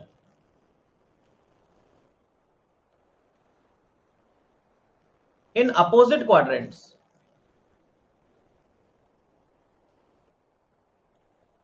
opposite या डायगोनल क्वाड्रेंट्स, अपोजिट या diagonal quadrants,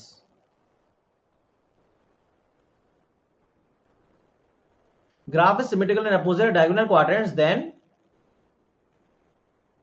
it is bilateral. तो उसे बाइलेटरल कहते हैं, ठीक है। सिद्धार्थ भाई लिख लिख के ही पढ़ रहे हैं अपन, है ना। ओके,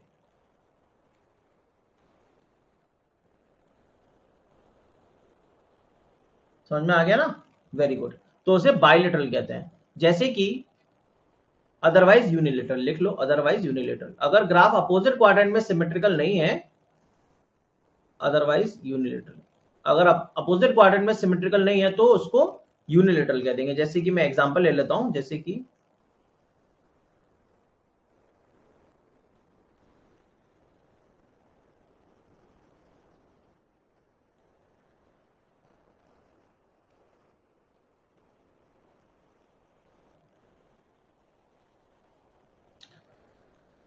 कि मान लो मैंने एक ऐसा एग्जांपल ले लिया,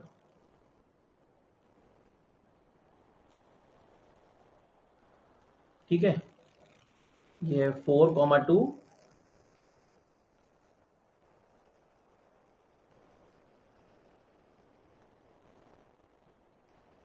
-4, -2, ठीक। एक और एग्जांपल ले लेता हूं, चलिए।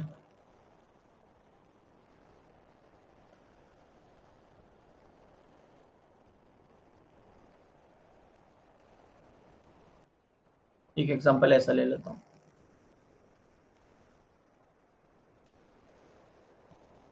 ठीक है। एक एग्जांपल एक और ले लेते हैं, चलिए।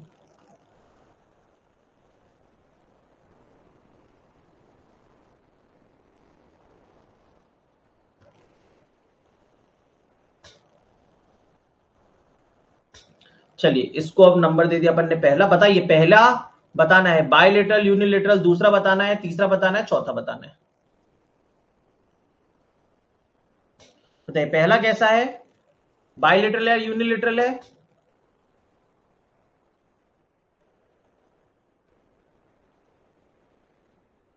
जल्दी बोलो। पहला है बायलेटरल, है ना, बिल्कुल सही, पहला बायलेटरल है। क्यों, क्योंकि देखो यहां पर देखिए वोल्टेज और करंट, देखो ग्राफ तो हमें सेम दिख रहा है, ग्राफ कैसा दिख रहा है, सेम। लेकिन फिर भी हमें यहां पर अब इनकी वैल्यू चेक करनी है। तो देखिए यहां पे जो वैल्यू है 4 और 2, वो बिल्कुल अपोजिट सेम वैल्यू है, वोल्टेज की -4 और करंट की -2। तो ये ग्राफ कैसा है, बायलेटरल है।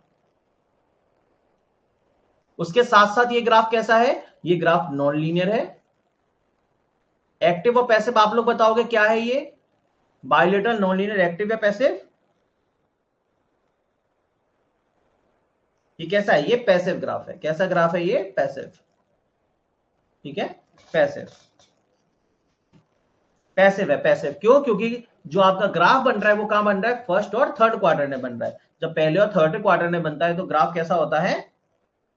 पैसिव होता है। ठीक, वेरी गुड। अब आपको सबको समझ में आ गया कि देखो ये तो अपोजिट क्वाड्रेंट में नहीं है सेकंड वाला, तो ये कैसा हो जाएगा? यूनिलेटरल हो जाएगा। बहुत बढ़िया,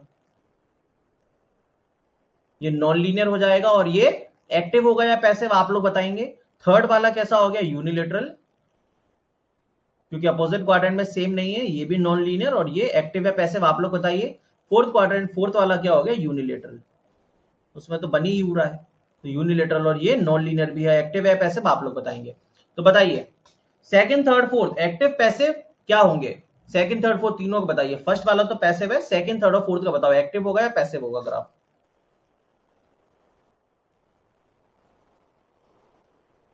सेकंड वाला, थर्ड वाला, फोर्थ वाला?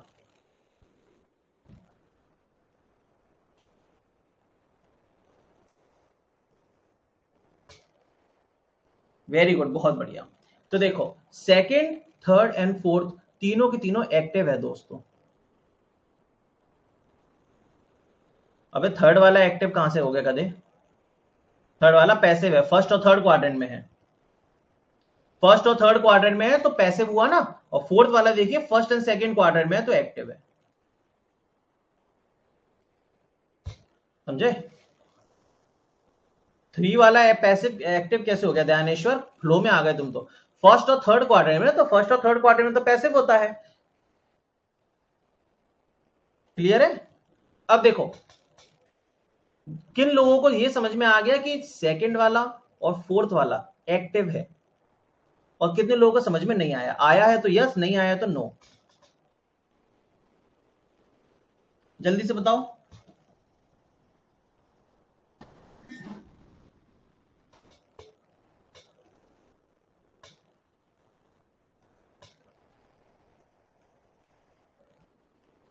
पैसिव की लाइन लीनियर होनी चाहिए भाई, वो लीनियर नॉन लीनियर के लिए होता है।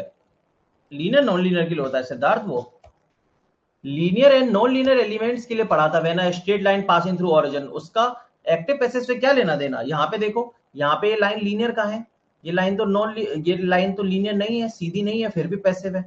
लाइन स्ट्रेट होगी या नहीं, वो तो लीनियर और नॉन लीनियर एलिमेंट्स को चेक करने के लिए, जिसमें कि हमने बता दिया कि ऑलरेडी ऑब्वियस बात है सारे के सारे लाइन टेढ़े टेढ़े बने हुए, लाइन कोई भी सीधी नहीं है जो कि ओरिजिन से पास कर रही है, इसीलिए सारे के सारे ही नॉन लीनियर है अपने, है ना। उसका एक्टिव पैसिव से लेना देना नहीं है, ठीक है ना।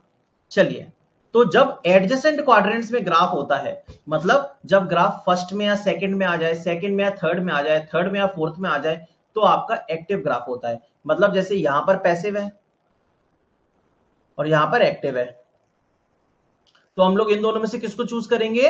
हम लोग एक्टिव को चूज करेंगे। ठीक है, ये तो पैसिव पैसिव ही है थर्ड वाला। यहां पर हमारा ग्राफ फर्स्ट क्वाड्रेंट में मतलब पैसिव है, और यहाँ पर फोर्थ क्वाड्रेंट, यहाँ पे सेकंड क्वाड्रेंट में ग्राफ हम क्या मानते हैं? एक्टिव मानते हैं। तो एक्टिव और पैसिव में से कौन सा चूज करेंगे? एक्टिव चूज करेंगे। ऐसा क्यों चूज करेंगे? क्योंकि मान लीजिए कि हम अब अपने घर का एग्जांपल ले लो कि भाई हमारे पिताश्री हैं।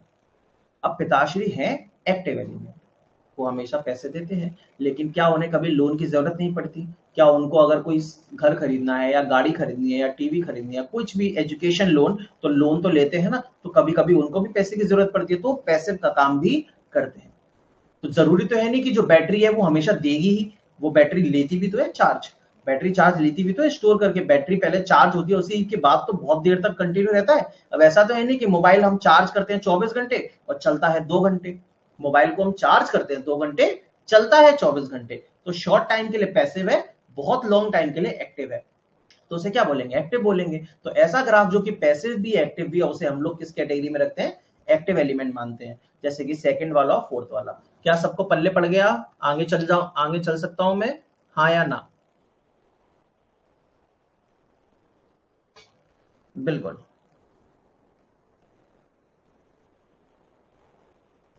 एकदम क्लियर, शाबाश। अब आते हैं टाइप्स ऑफ सर्किट एलिमेंट पे। तो देखो एक्टिव सर्किट एलिमेंट्स हमारे पास कौन कौन से हैं, जितने भी टाइप के हमारे पास सोर्स हैं उन सबको एक्टिव कहते हैं, और पैसिव एलिमेंट्स तो हमारे पास आर, एल और सी हैं। रेजिस्टेंस का लीनियर नॉन लीनियर, इंडक्टर का लीनियर नॉन लीनियर, कैपेसिटर का लीनियर नॉन लीनियर। और एक्टिव एलिमेंट्स हमारे पास कौन से हैं मेरे भाई, इंडिपेंडेंट सोर्स और डिपेंडेंट सोर्स। इंडिपेंडेंट सोर्स में voltage, ideal voltage source, ideal current source, practical voltage source, practical current source. और डिपेंडेंट सोर्स में चार तरीके के सोर्स होते हैं हमारे पास, है ना। और पैसिव एलिमेंट्स में आरएलसी है। तो हम लोग अब इन चारों एलिमेंट्स को एक बार देखेंगे, ठीक है। तो देखिए, तो देखो सबसे पहले हम लोग पढ़ेंगे मेरे भाई आइडियल वोल्टेज सोर्स।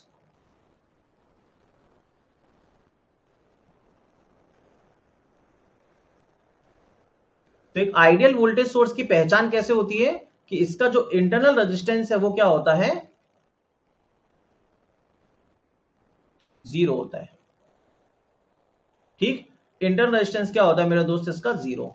इसको कैसे हम सिंपल एक वोल्टेज सोर्स की तरह बना देते हैं, ठीक है ना। और यहां पर कोई क्या होगा, लोड लगेगा बाद में कभी। तो मैंने डॉट डॉट डॉट करके लोड लगा दिया, तो ये आइडियल वोल्टेज सोर्स हो गया, ठीक है ना।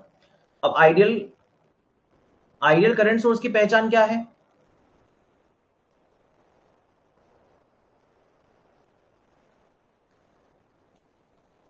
आइडियल करंट सोर्स की क्या पहचान है, आइडियल करंट सोर्स की पहचान ये है कि इसका इंटरनल रेजिस्टेंस कितना होता है मेरे दोस्त, इनफाइनाइट होता है। आइडियल करंट सोर्स का इंटरनल रेजिस्टेंस कितना होता है मेरा दोस्त, इनफाइनाइट, है ना। इसमें क्या करेंगे, हम एक करंट सोर्स लगाएंगे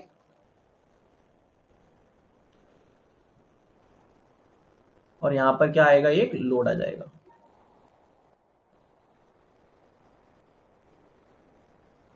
ठीक है, इंटरनल रेजिस्टेंस इनफाइनाइट, तो मतलब और आइडियल वोल्टेज सोर्स के इंटरनल रेजिस्टेंस किस में आता है वैसे, मतलब जो आइडियल वोल्टेज सोर्स में जो रेजिस्टेंस होता है वो सीरीज में होता है।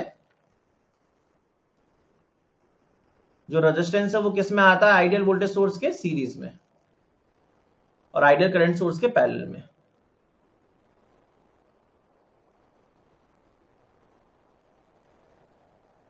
ठीक है, चलिए अब आते हैं प्रैक्टिकल वाले पे। अभी मैं इनके ग्राफ भी बनवाऊंगा, practical voltage source and practical current source.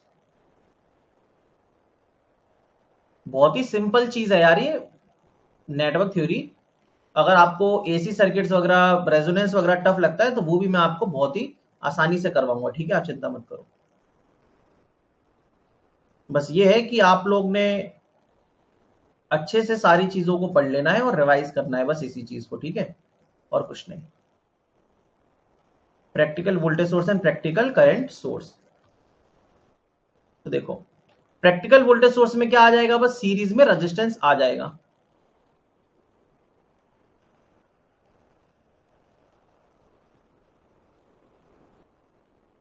है ना, छोटा आर आ जाएगा। और प्रैक्टिकल करंट सोर्स में पैरेलल में एक रेजिस्टेंस आ जाएगा।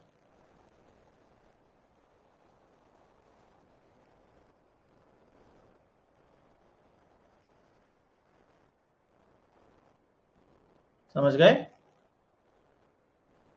चले बहुत ही बढ़िया, क्लियर है ना, शाबाश। तो प्रैक्टिकल वोल्टेज सोर्स में जो रेजिस्टेंस होता है, सीरीज रेजिस्टेंस, उसकी वैल्यू कैसी होती है, लो या हाई। और यहां पे जो पैरेलल रेजिस्टेंस है इसकी वैल्यू कैसी होती है, लो या हाई, बताएं जल्दी, चलिए। देखिए सीरीज में रेजिस्टेंस आ रहा है ना, शाबाश। तो वोल्टेज सोर्स के सीरीज में जो रेजिस्टेंस आता है वो लो होता है, और पैरेलल रेजिस्टेंस जो आता है करंट सोर्स के वो कैसा होता है, हाई। शाबाश, है ना। करंट सोर्स के पैरेलल में जो रेजिस्टेंस आएगा उसकी वैल्यू हाई होगी, और वोल्टेज सोर्स के सीरीज में देखिए आइडियली वैल्यू है जीरो, आइडियली वैल्यू है जीरो, तो प्रैक्टिकली वैल्यू होगी छोटी। यहां पे आइडियली वैल्यू है इनफाइनाइट आइडियल करंट सोर्स में, तो प्रैक्टिकली वैल्यू होगी बड़ी। ठीक है, सिंपल सी बात, चलिए बहुत बढ़िया। तो ये सब क्लियर है। अब इसका अगर आप ग्राफ बनाना चाहो तो ग्राफ भी बड़ा ही सिंपल है। आई वी, यहां पे अपन ऐसा बना देते हैं, वी और आई।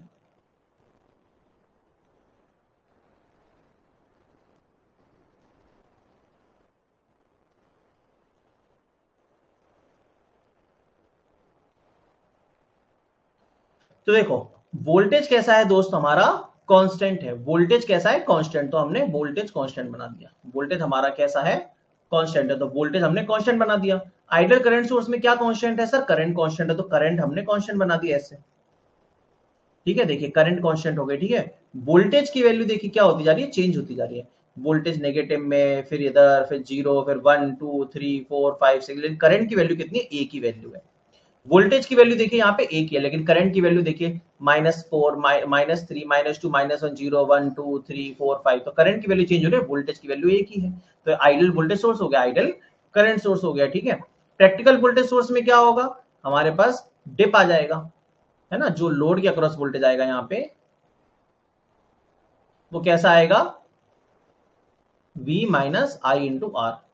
तो डिप आता जाएगा जैसे जैसे करंट की वैल्यू बढ़ेगी, जैसे जैसे करंट की वैल्यू बढ़ेगी वैसे वैसे लोड वोल्टेज डिक्रीज होता जाएगा। तो हम ऐसे बना देंगे, ये आ जाएगा। आइडियल वैल्यू ये रहेगी, प्रैक्टिकल वैल्यू ये रहेगी VL। ठीक है, ये प्रैक्टिकल वोल्टेज सोर्स है। और प्रैक्टिकल करंट सोर्स में क्या आ जाएगा, करंट डिक्रीज होगा, जैसे लोड में जाने वाला जो करंट है वो कितना आ जाएगा, IL यहां पर। तो IL कितना आएगा, कैपिटल I माइनस इसमें जो करंट जा रहा है I डैश मान लो।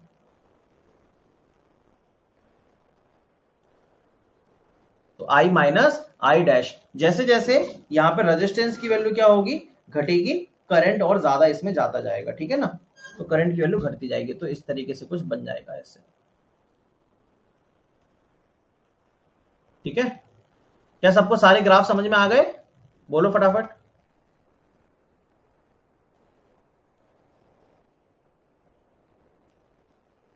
हाँ या ना, ठीक है, सारे ग्राफ क्लियर है, ओके, चलिए बहुत बढ़िया, गुड। तो अब देखिए यहाँ पे वोल्टेज सोर्स का कनेक्शन दे रखा है, ये बड़ा ही अच्छा कनेक्शन है। जैसे कि आप यहाँ पे देखो कि देखो दो वोल्टेज सोर्स अगर सीरीज में होते हैं तो क्या हो जाते हैं, ऐड। ठीक है, जैसे कि अगर मैं ये करूं plus minus V1 plus minus V2, तो ये क्या हो जाएंगे, ऐड हो जाएंगे, plus minus V1 plus V2, है ना, दोनों को ऐड कर सकते हैं। ठीक है, फिर अगर मैं ऐसा करूं plus minus V1 minus plus V2, तो ये दोनों भी ऐड हो जाएंगे, लेकिन माइनस ऊपर है प्लस नीचे है, तो क्या हो जाएगा इधर V1 माइनस V2, ऐसे ऐड हो जाएंगे। ठीक है, लेकिन अब ये बताइए अगर मैंने ऐसा लिख दिया V1 and V2 and V1 not equal to V2, बताइए इस सर्किट का रिजल्टेंट क्या बनेगा। ये पहला सर्किट है, ये दूसरा सर्किट है, और ये तीसरा सर्किट है। तीसरे सर्किट में मैंने तीनों को पैरेलल, दोनों को पैरेलल में लगा दिया और दोनों की वैल्यू बराबर नहीं है, तो क्या होगा इसका, बताओ रिजल्टेंट क्या बनेगा, कोई रिजल्टेंट बनेगा, नॉट पॉसिबल, है ना, resultant not possible. Not possible क्यों भाई, इसीलिए क्योंकि different voltages can not exist in parallel, है ना, very good. Since different voltages cannot exist in parallel। ये बात समझ में आ गई, बिल्कुल क्लियर है ना, ओके। अब इसी तरीके से अगर अपन करंट के लिए बात करें तो वो भी सिंपल है। अगर मैंने ऐसे बोल दिया I1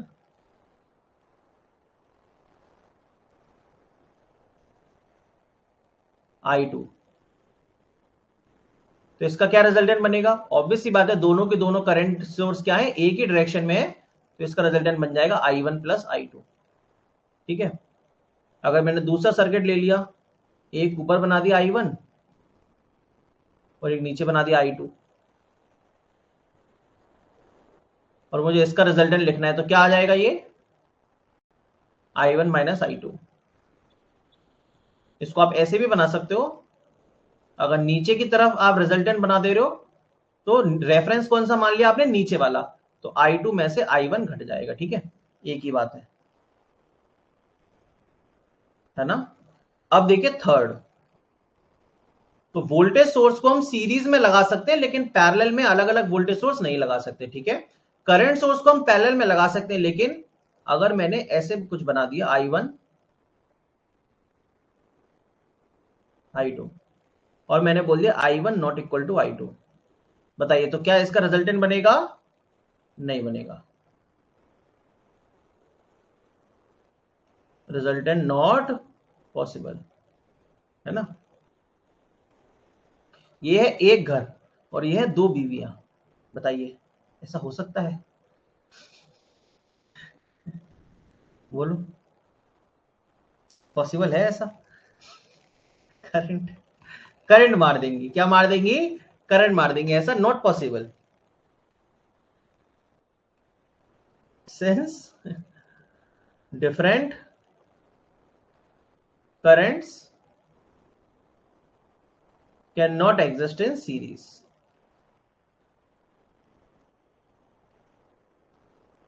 तो वोल्टेज सोर्स, वोल्टेज हमेशा पैरेलल में सेम रहता है, ये तो हमको बचपन से पता है। तो भाई वोल्टेज जब पैरेलल में सेम रहता है तो फिर जो अलग अलग वोल्टेज जब पैरेलल में लगा दोगे तो कैसे काम चलेगा, नहीं है पॉसिबल। करंट सीरीज में सेम रहता है ना, एक घर की एक ही मालकिन, तो भाई जब आप अलग अलग करंट सोर्स लगा दोगे तो ये कैसे काम चलेगा, दैट इज नॉट पॉसिबल। क्या आपको ये बात समझ में आ गई, ये कॉन्सेप्ट समझ में आ गया, हाँ कि ना।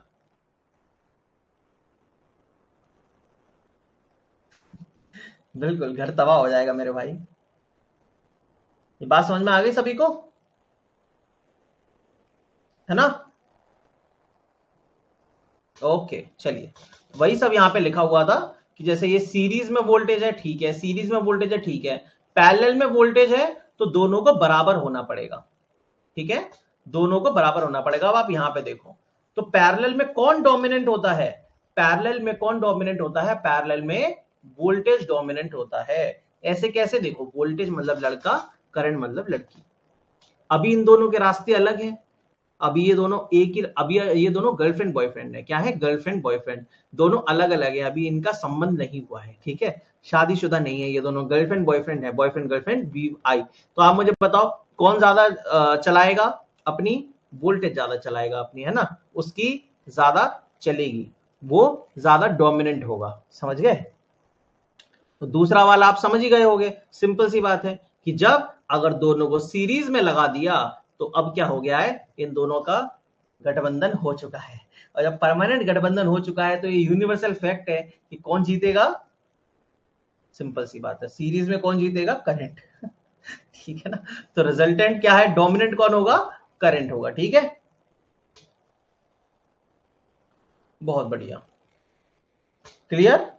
तो देखिए अगर करंट के सीरीज में रेजिस्टेंस भी लगा दिया तो भी उसका कोई पर्पस नहीं है, सीधे आई डोमिनेंट होगा, और वोल्टेज के पैरेलल में रेजिस्टेंस लगा दिया तो भी कोई दिक्कत नहीं, मतलब पैरेलल में हमेशा वोल्टेज डोमिनेंट होता है, जैसे ये पैरेलल है तो वोल्टेज डोमिनेंट है, यहाँ पे पैरेलल में हमेशा लड़का, लड़का भारी है,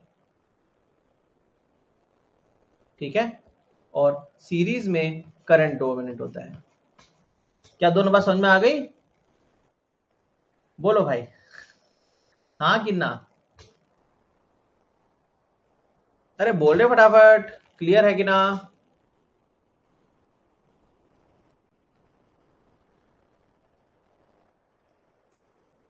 क्लियर है, ओके, बहुत बढ़िया। क्यों होता है, बताया तो कि पैरेलल में आप कोई सा भी करंट सोर्स ले आओ उसका कोई फर्क नहीं पड़ेगा, जैसे कि मान लो आप इस क्वेश्चन को, एक क्वेश्चन ले लो,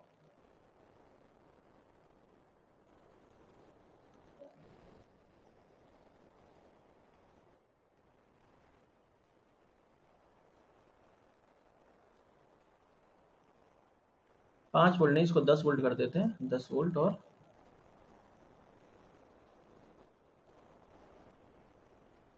अब आप मुझे बताओ इस करंट की इस रेजिस्टेंस की करंट बताओ।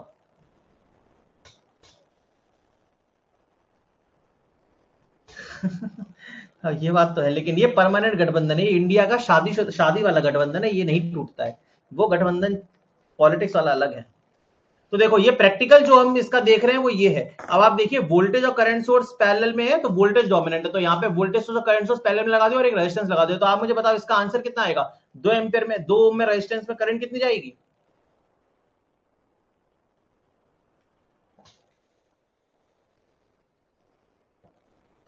पहले सब कुछ सेम ही बन जा रहा है, रुक जाओ, ये वैल्यू एक्चुअली सेम आ जा रही है, मैं इनकी वैल्यू चेंज कर देता हूं थोड़ा। इसकी वैल्यू मैं रख देता हूँ 10 एम्पियर, इसकी रख देता हूँ 20 वोल्ट, इसकी रख देता हूँ 10 वोल्ट, नहीं 20 वोल्ट रख देता हूँ, इसको देता हूँ 4 ओम। अब बताओ 20 वोल्ट और 4 ओम, ये 20 वोल्ट है और ये 4 ओम है। अब बताओ कितना करंट जाएगा? तो आई 4 ओम कितना जाएगा भाई? 20/4 दैट इज 5 एम्पियर। ये हमने कैसे किया? क्योंकि देखिए वोल्टेज और करंट सोर्स में दोनों में कौन डोमिनेंट होगा? 20। तो हम ये कह सकते हैं कि पैरेलल में वोल्टेज हमेशा क्या रहता है? सेम रहता है। तो हम ये कह देंगे सिंपली कि ये वोल्टेज इस रेजिस्टेंस के अक्रॉस लगेगा और इसमें 20/4 5 एम्पियर करंट जाएगा। इस करंट सोर्स का यहाँ पे कोई लेना देना नहीं है। तो आपको ये मालूम चल गया कि इस करंट सोर्स में, इस रेजिस्टेंस में कितना करंट जा रहा है मेरे दोस्त? 5 एम्पियर करंट जा रहा है, ठीक है ना। तो अपन इसको दोबारा से बनाते हैं सर्किट को। ऐसा क्वेश्चन पेपर में आ जाता है तो परेशान करता है।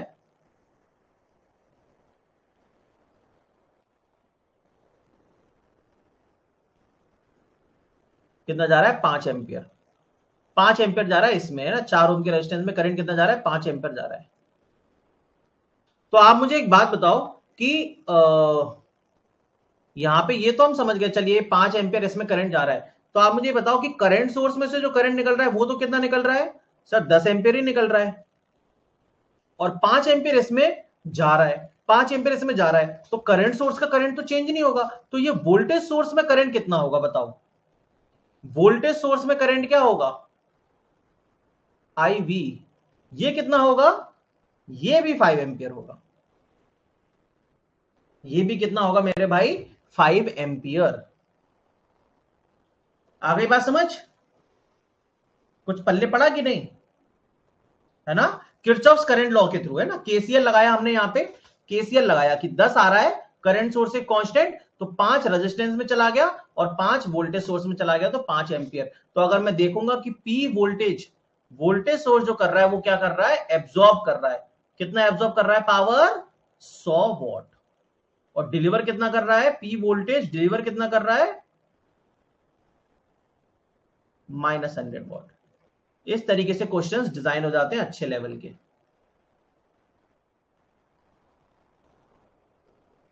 -100 वॉट डिलीवर कर रहा है, ठीक है, ओके।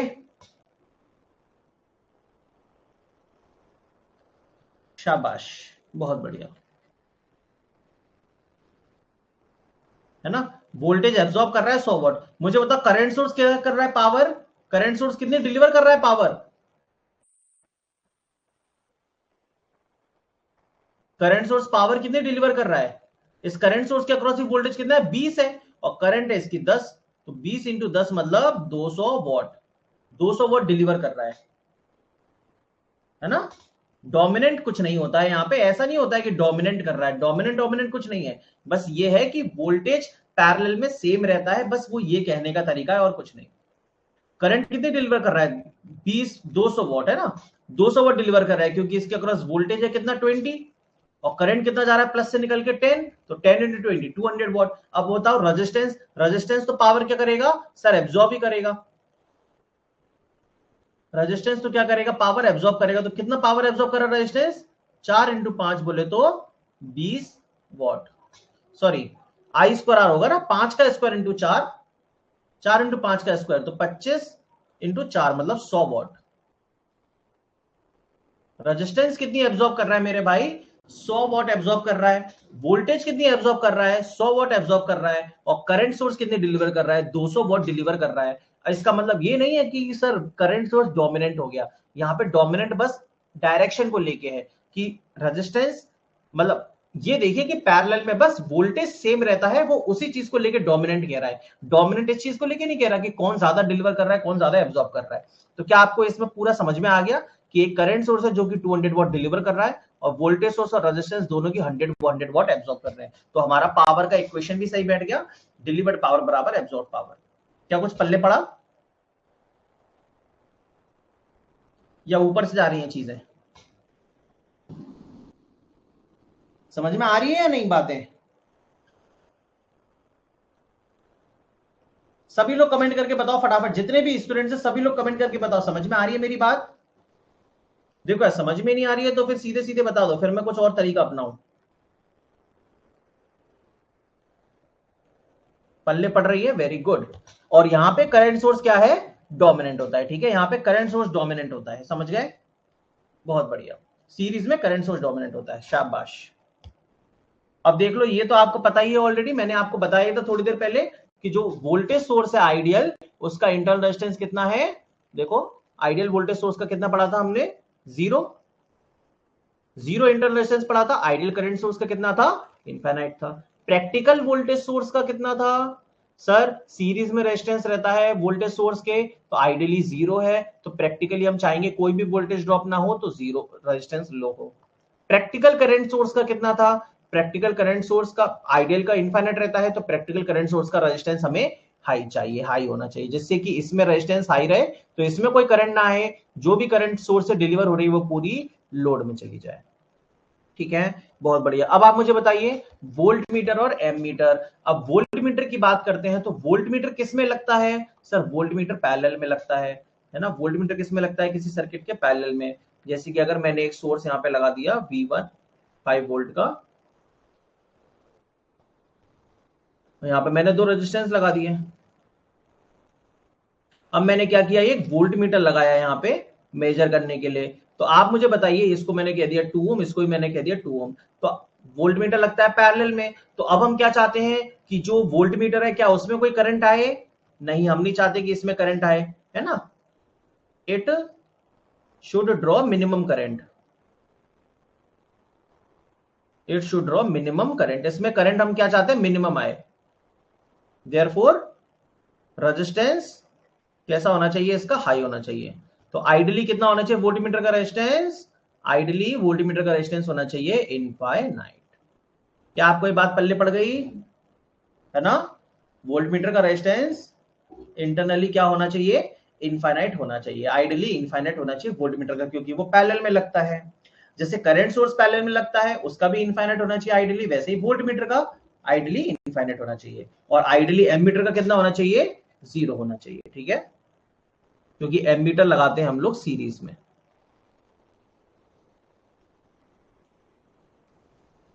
क्लियर है या नहीं?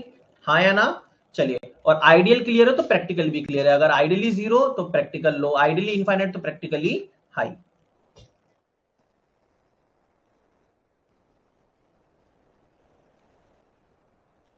है ना।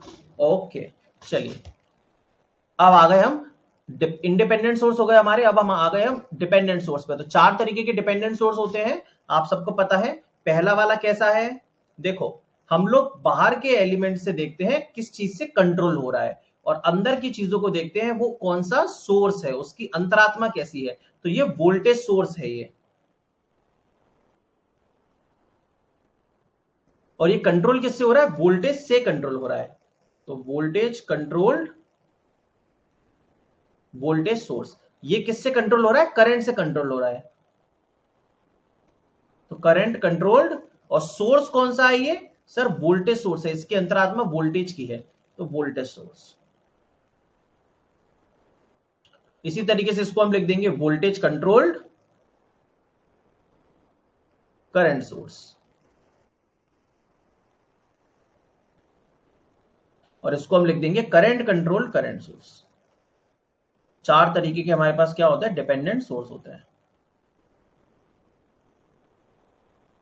ठीक है। चलिए, बहुत बढ़िया। अब देखो, इसको बताओ, देखो इधर देखो, अब तुम देख रहे हो सर ये तो वोल्टेज सोर्स है, इसकी अंतरात्मा तो वोल्टेज सोर्स की है, तो ये वोल्टेज सोर्स लिखा है। अब यहां पे हम देख रहे हैं वोल्टेज, लेकिन ये वोल्टेज खुद फंक्शन है किसका? करंट का। तो फाइनली वोल्टेज डिपेंड कर रहा है करंट पे, तो ये करंट, ये कंट्रोल किससे हो रहा है मेरे भाई? करंट से कंट्रोल हो रहा है, इसीलिए लिख दिया करंट कंट्रोल्ड वोल्टेज सोर्स। दूसरा देखो, इसका अंतरात्मा किसकी है सर? वोल्टेज की, तो वोल्टेज सोर्स है। लेकिन यहाँ पे वोल्टेज किस पे डिपेंड कर रहा है सर? वोल्टेज पे ही डिपेंड कर रहा है। तो एक कंट्रोल भी किससे होगा मेरे भाई? वोल्टेज से कंट्रोल होगा, इसीलिए वोल्टेज कंट्रोल वोल्टेज सोर्स। इसकी अंतरात्मा किसकी है सर? करंट की, तो करंट सोर्स। लेकिन ये करंट किस पे डिपेंड कर रही है सर? वोल्टेज पे डिपेंड कर रही है, इसीलिए वोल्टेज से कंट्रोल होने वाला करंट सोर्स, और यहाँ पे करंट से कंट्रोल होने वाला करंट सोर्स। देख लो एक बार चारों, क्लियर है तो मैं आगे चलूं।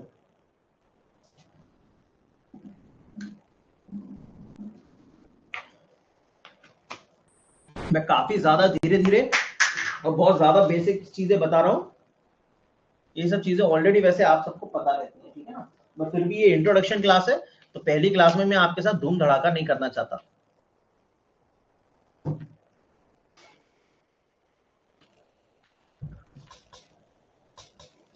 क्लियर है?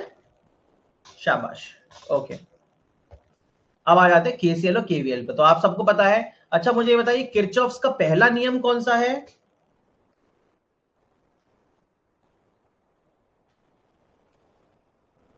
किरचॉफ्स का पहला नियम कौन सा है, और किरचॉफ्स का सेकंड लॉ कौन सा है? ये भी नाम है ना, ये भी नंबरिंग है कि पहला नियम कौन सा है केसीएल केवीएल में से। तो किरचॉफ्स का पहला है केसीएल और दूसरा है केवीएल। जीतता कौन है? करंट। सिंपल सी बात है, फर्स्ट कौन आए नहीं चाहिए, कोई रिलेशनशिप में फर्स्ट कौन आती है? करंट। और केवीएल है सेकंड, है ना। और केसीएल होता है कंजर्वेशन ऑफ चार्ज, केवीएल होता है conservation of energy. KCL conservation of charge और केवीएल कंजर्वेशन ऑफ एनर्जी। तो इसमें मुझे कुछ बताने की जरूरत नहीं है, आप सबको ऑलरेडी पता है ये, है ना। एक नोड पर या जंक्शन पर इनकमिंग करंट बराबर आउटगोइंग करंट, इनकमिंग बराबर आउटगोइंग, ये आपका केसीएल है। या फिर summation of all current zero, किसी भी लूप में summation of all voltages zero, या ऑल वोल्टेज ड्रॉप, या ईएमएफ, या उन सब का। ठीक है, चलिए अब आते हैं इस क्वेश्चन पे, इसको करके बताओ चलो।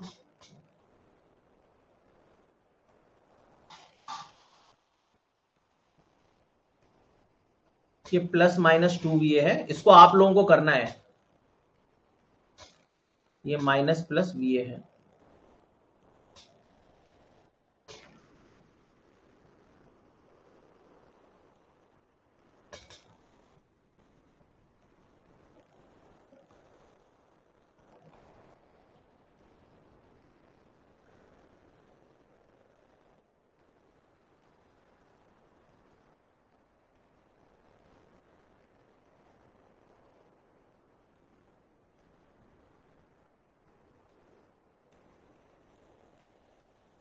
बताइए सभी क्या आएगा?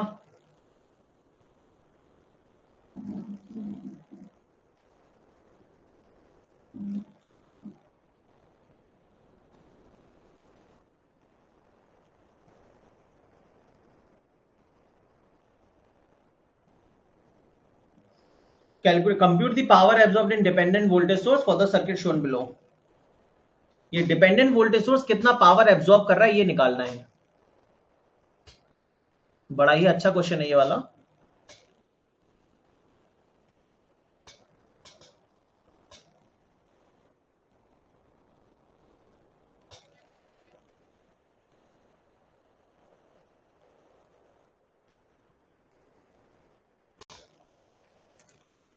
बी आंसर आ रहा है आयनी का, ओके।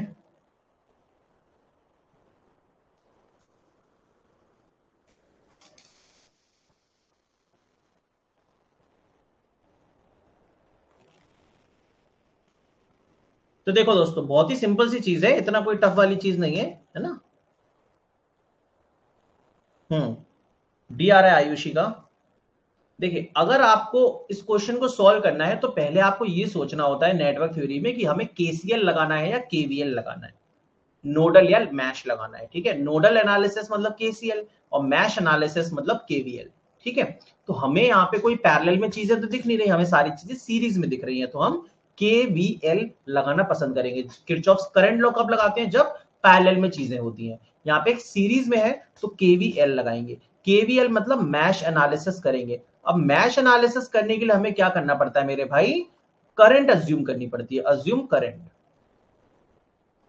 किरचॉफ्स करंट लॉ लगाते हैं, केसीएल लगाते हैं, नोडल लगाते हैं, तो एक नोड पर वोल्टेज अज्यूम करते हैं। जब मैश एनालिसिस करनी है तो करंट अज्यूम करना है, तो हम मान लेते हैं कि एक इसमें करंट ऐसे फ्लो कर रही है आई, ठीक है। तो 120 हमने केवीएल लगाया, माइनस साइन, मैं साइन उसका पहले लेता हूं जिसमें से मैं जा रहा हूं, जैसे कि मैं यहां से यहां जा रहा हूं, 120 में माइनस से एंटर कर रहा हूं, तो माइनस का 120 पहले लिखा, फिर यहां पे करंट ऐसे गई आई, तो प्लस में करंट एंटर करती है, रेजिस्टेंस में हमेशा याद रखना, रेजिस्टेंस में हमेशा करंट प्लस में एंटर करती है, तो प्लस का 30 आई। फिर इस वोल्टेज सोर्स है ये, इस वोल्टेज सोर्स का वोल्टेज ड्रॉप कितना आ गया 2VA, और फिर प्लस का कितना, देखो अब आपकी जो करंट है वो 15 ओम में जा रही है, तो अगर आप ये वाला वोल्टेज ड्रॉप लिखोगे करंट इंटू रेजिस्टेंस वाला, तो वो क्या होगा प्लस माइनस, आपकी जो करंट है उसके हिसाब से प्लस माइनस डिसाइड होता है, तो प्लस का 15 आई इक्वल टू 0, तो 30 I plus 15 I 45 I plus 2VA equal to 120।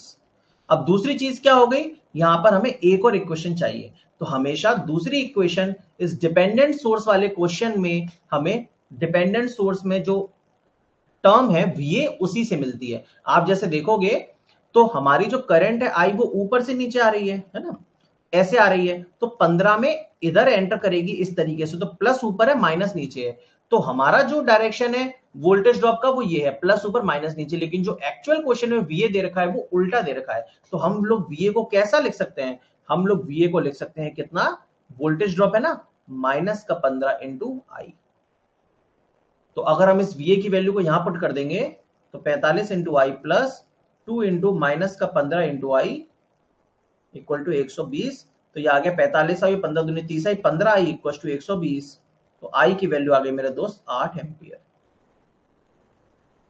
अगर हमें क्या निकालना है, पावर एब्जॉर्ब है वोल्टेज सोर्स, वोल्टेज सोर्स ये रहा, इसमें करंट कितनी आ रही है सर, आई करंट आ रही है, तो पावर कितना एब्जॉर्ब करेगा, पावर एब्जॉर्ब हो जाएगा वोल्टेज इंटू करंट, वोल्टेज कितना है 2VA और करंट कितनी है, करंट है, तो 2 इंटू वोल्टेज है माइनस का 15 आई, माइनस का 15 इंटू आई कितना है 8 इंटू आई ये रहा 8, कितना आ जाएगा 15 दूनी 30 इंटू 64, माइनस में कितना आ जाएगा ये 1920 वॉट, नहीं 1920 नहीं आएगा, 64 दिया 180 192, हाँ 1920 ही आ जाएगा, माइनस का 1920 वॉट, डी आंसर आ जाएगा। किसी को समझ में आया, बी नहीं आएगा श्रवण, डी आएगा। सबको समझ में आया या नहीं, बोलो हाँ कि ना।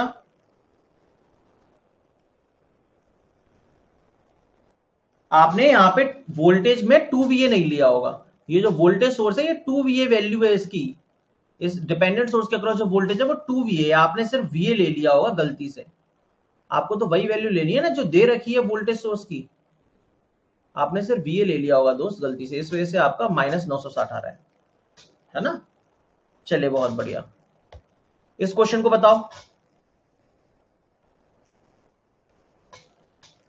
Kirchhoff's law fails in case of, कौन से केस में किरचॉफ्स लॉ फेल हो जाता है,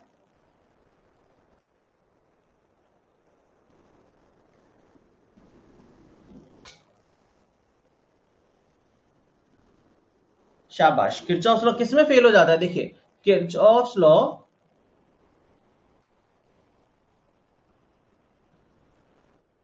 इज एप्लीकेबल फॉर, इज नहीं लिखेंगे आर लिखेंगे क्योंकि किरचॉफ्स के दो लॉ है ना, Kirchhoff's laws are applicable for, किस किस के लिए एप्लीकेबल रहता है भाई, देखो पहला लीनियर नॉन लीनियर दोनों के लिए,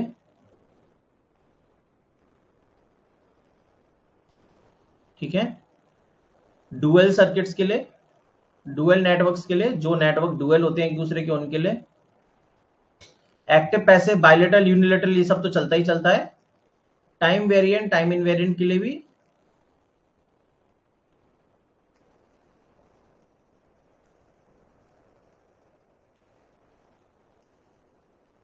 एंड लम्प्ड पैरामीटर्स के लिए, लम्प्ड पैरामीटर्स के लिए किरचॉफ्स लॉ वैलिड रहता है। लम्प्ड पैरामीटर्स, लम्प्ड पैरामीटर्स मतलब समझते हो कि नहीं समझते, समझते हो ना,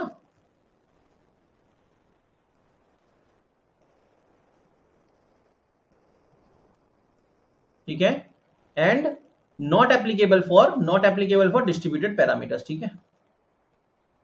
fail in case of, fail कर जाता है डिस्ट्रीब्यूटेड पैरामीटर में, लीनियर नॉन लीनियर लम्प्ड इन सब में चलता है, नॉट और डिस्ट्रीब्यूटेड में नहीं चलता, ठीक है। Okay, Ohm's law, Ohm's law is applicable for,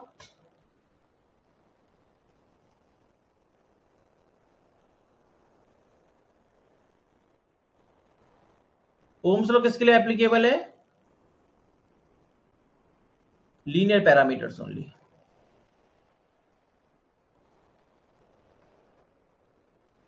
पहली चीज। दूसरी, टेम्परेचर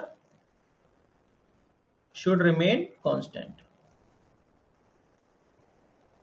टेम्परेचर भी सर्किट का कैसा रहना चाहिए मेरे दोस्त? कांस्टेंट रहना चाहिए, ठीक है, ओम्स लॉ के लिए। बहुत ही बढ़िया, ठीक है। थ्योरम वगैरह किस में लगती है किस में नहीं लगती, वो थ्योरम पढ़ेंगे तब पढ़ेंगे। इसका आंसर बताओ। An ideal current meter should have,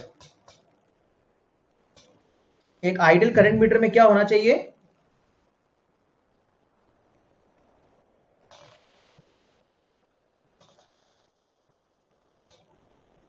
lumped and distributed both क्या? Ayushi, lumped and distributed both क्या?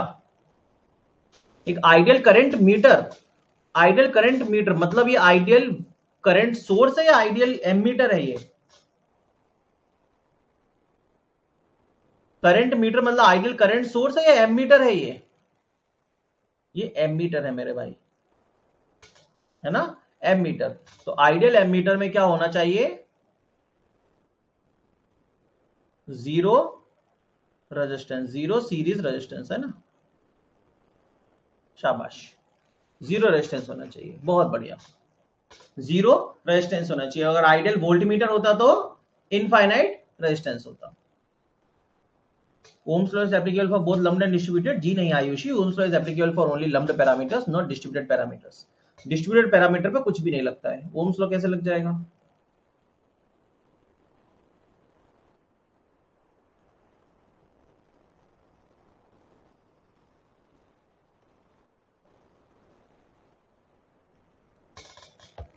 ठीक, ओके, इस क्वेश्चन को बताओ।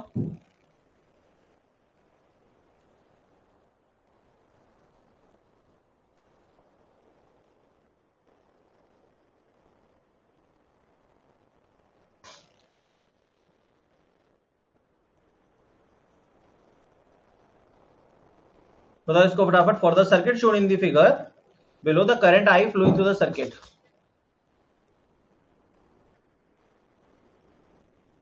इस क्वेश्चन में देखो हमें क्या करना रहता है, इस क्वेश्चन में भाई हमें ना ये जो पॉइंट्स है ना इनको देख लेना रहता है, इनको मार्क कर लेना रहता है, इसके हिसाब से हम इस क्वेश्चन को सॉल्व करते हैं। देखो यहाँ पे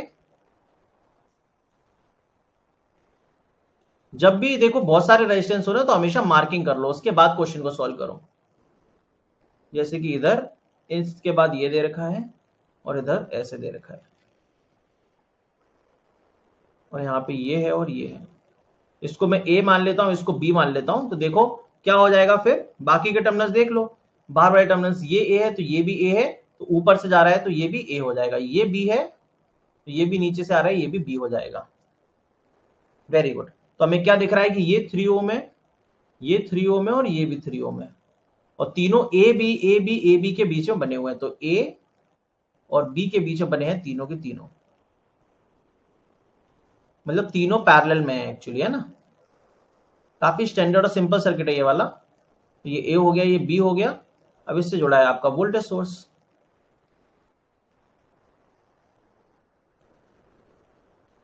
ये आ गया 2 वोल्ट प्लस माइनस, ये ए बी यहाँ पे 3 ओम, 3 ओम और 3 ओम, और ये हो गया आई, कितना आ जाएगा 2/1, दैट इज 2 एम्पियर, ठीक है, बिल्कुल। चलिए, अब ये नोडल एंड मैश एनालिसिस वाला कॉन्सेप्ट है दोस्तों, इसमें थोड़ा सा टाइम लगेगा, इसको अपन कल कर लेंगे, ठीक है ना। आज के लिए अपन इतना ही रखते हैं, थोड़ी इंट्रोडक्टरी क्लास है, इसको अपन कल करते हैं, और कल अपन डीसी सर्किट्स में थ्योरम के साथ इसको खत्म कर देंगे, है ना। आप बताओ, आपको जो मैं जिस तरीके से पढ़ा रहा हूं क्या ये ठीक लग रहा है, बेसिक लग रहा है, समझ में आ रही है चीजें? वो ईएमएफटी के अंदर होता है आयुषी, वो ओम्स लॉ के द्वारा नहीं होता है, वो डिस्ट्रीब्यूटेड पैरामीटर्स के लिए होता है, लेकिन ओम्स लॉ नहीं लगता है उसको, point form of Ohm's law बोलते हैं। तो ओम्स लॉ जो V equal to I R वाला है हम वो लगाते हैं, वो point form of Ohm's law होता है, J equal to sigma E. तो उसको हम ऐसे नहीं बोल सकते कि ओम्स लॉ डिस्ट्रीब्यूटेड पैरामीटर्स में लगता है, वो point form of Ohm's law है, दैट इज डिफरेंट थिंग है ना, उसमें टेम्परेचर वगैरह चेंज हो जाता है। ऐसे ही चलिए, स्पीड थोड़ा ज्यादा कर देंगे, मजा आ गया, वेरी गुड, बहुत बढ़िया। सभी को कैसा लगा यार, अच्छे से बताओ। नए प्लेटफॉर्म पे आपकी पहली क्लास। अच्छा, आप लोग लैपटॉप से क्लास ले रहे हैं क्या? कितने बच्चे लैपटॉप से क्लास ले रहे हैं?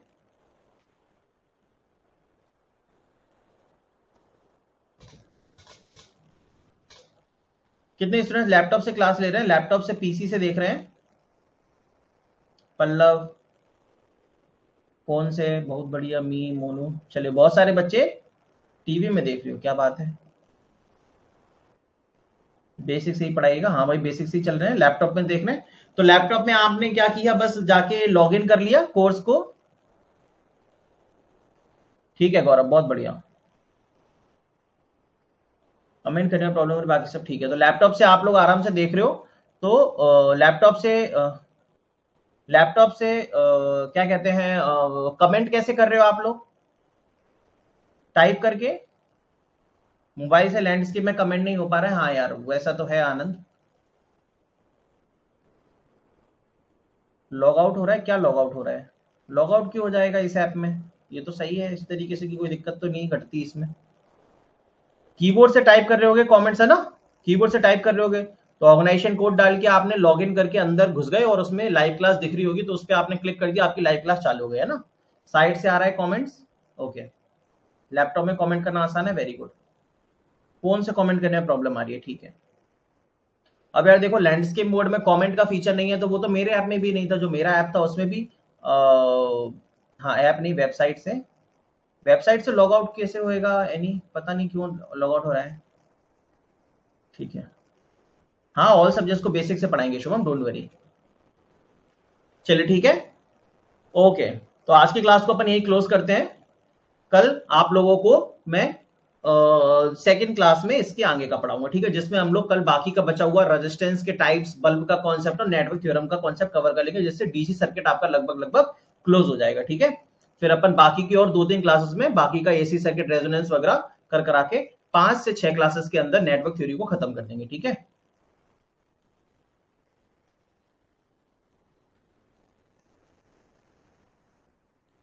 नेम फोन नंबर इरिटेट कर रहा है, देखते हैं अगर इसका कुछ हो सकता है, वैसे मुझे लगता तो नहीं है कि इसको और थोड़ा लाइट किया जा सकता है, पर फिर भी बात करके देखेंगे, ठीक है। अच्छा ऐसा है क्या, ब्लर रहता है? तो फिर मैं इसकी बात करके देखता हूँ एक बार, ठीक है। कोई बात नहीं पल्लव, मैं ब्लर बात करके देखता हूँ एक बार, ठीक है, कि ये इतना ज्यादा डार्क आ रहा है, इसको थोड़ा सा ब्लर करवाना है या लाइट करवाना है ना। ओके कोई बात नहीं। चलिए पहली क्लास है, आप लोग बताइए और कोई दिक्कत? एक तो ये ब्लर वाली दिक्कत है, टेस्ट कहाँ मिलेगा? टेस्ट अभी स्टार्ट करेंगे मोनू, धीरे धीरे जाएंगे, अभी ऐसे क्या टेस्ट टेस्ट टेस्ट, टेंशन मत लो भाई, सब होगा। ठीक है, नेम एंड नंबर डिस्प्ले उसको थोड़ा ट्रांसपेरेंट कराना है, उसके अलावा और कुछ? इसके अलावा और कुछ? नोट्स कब मिलेगा? बस क्लास के बाद मैं नोट्स अपलोड कर दूंगा। इसके अलावा और कुछ नहीं है, ठीक है। पीडीएफ कब तक अपलोड होगी? बस क्लास के बाद में ही अपलोड कर देंगे, और कितनी देर में, ज्यादा देर नहीं लगेगी, बहुत जल्दी 5 मिनट के अंदर हो जाएगी, ठीक है। हैंड रेस करके देखिए भाई, हैंड रेस का फीचर भी है बिल्कुल। किसको करना है हैंड रेस? आओ जरा हैंड रेस पे। लैपटॉप में पीडीएफ नहीं आएगी क्या? पीडीएफ ऐप में खुलेगी। हाँ भी सचिन, आवाज आ रही है? सचिन,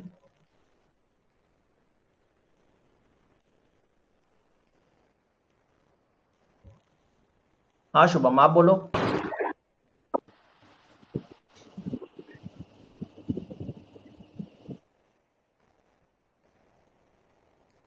शुभम, अविनाश, आपको आवाज आ रही है?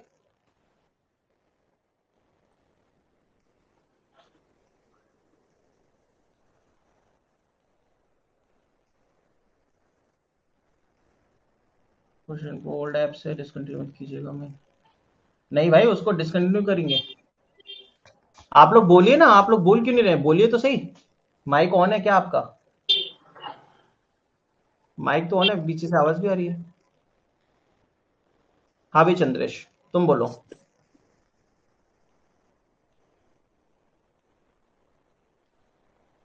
तुम लोग बोल रहे हो तो मुझे आवाज नहीं आ रही है कि ऐसा है क्या? हाँ, ये सर आवाज। हाँ अब आ गई। Very good. चंद्रेश सर बोल रहे हैं। हाँ भाई चंद्रेश, ठीक है, आ गई आवाज, मतलब सही है, बढ़िया है सब कुछ, गुड।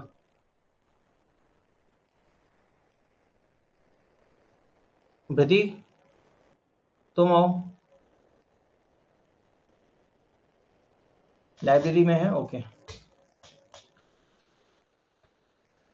चले मोहित कुमार, ठीक है, आ रही है आवाज वगैरह? आ रही है आवाज भाई? मोहित आप बोलो एक बार। Yes.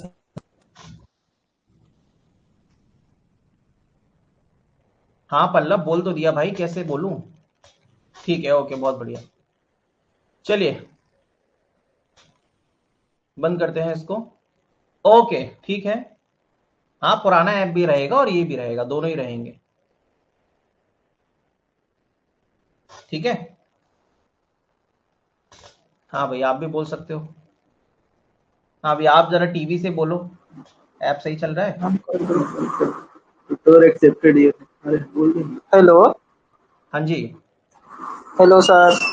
हाँ भाई आवाज आ रही है। क्या नाम है भाई तुम्हारा? जी सर, बहुत धीमा आवाज आ रही है। धीमा आवाज आ रहा है?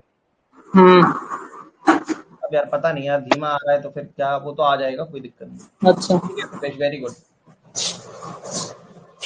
टैब से चलिए। देख रहे हैं सर।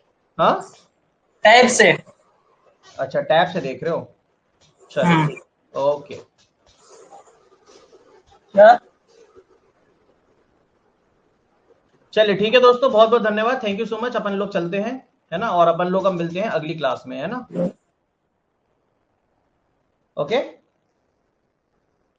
चलिए बाय बाय। कल मैं आपको मिलता हूँ और इसके आगे की कहानी हम लोग करेंगे, और आप लोगों को ये थोड़ी देर में ये वीडियो डाउनलोड, मतलब ऑफलाइन फॉर्म में मिल जाएगी, जिसको आप लोग बाद में डाउनलोड कर सकते हो इंटरनेट के थ्रू, दोबारा देखने के लिए, नोट्स बनाने के लिए।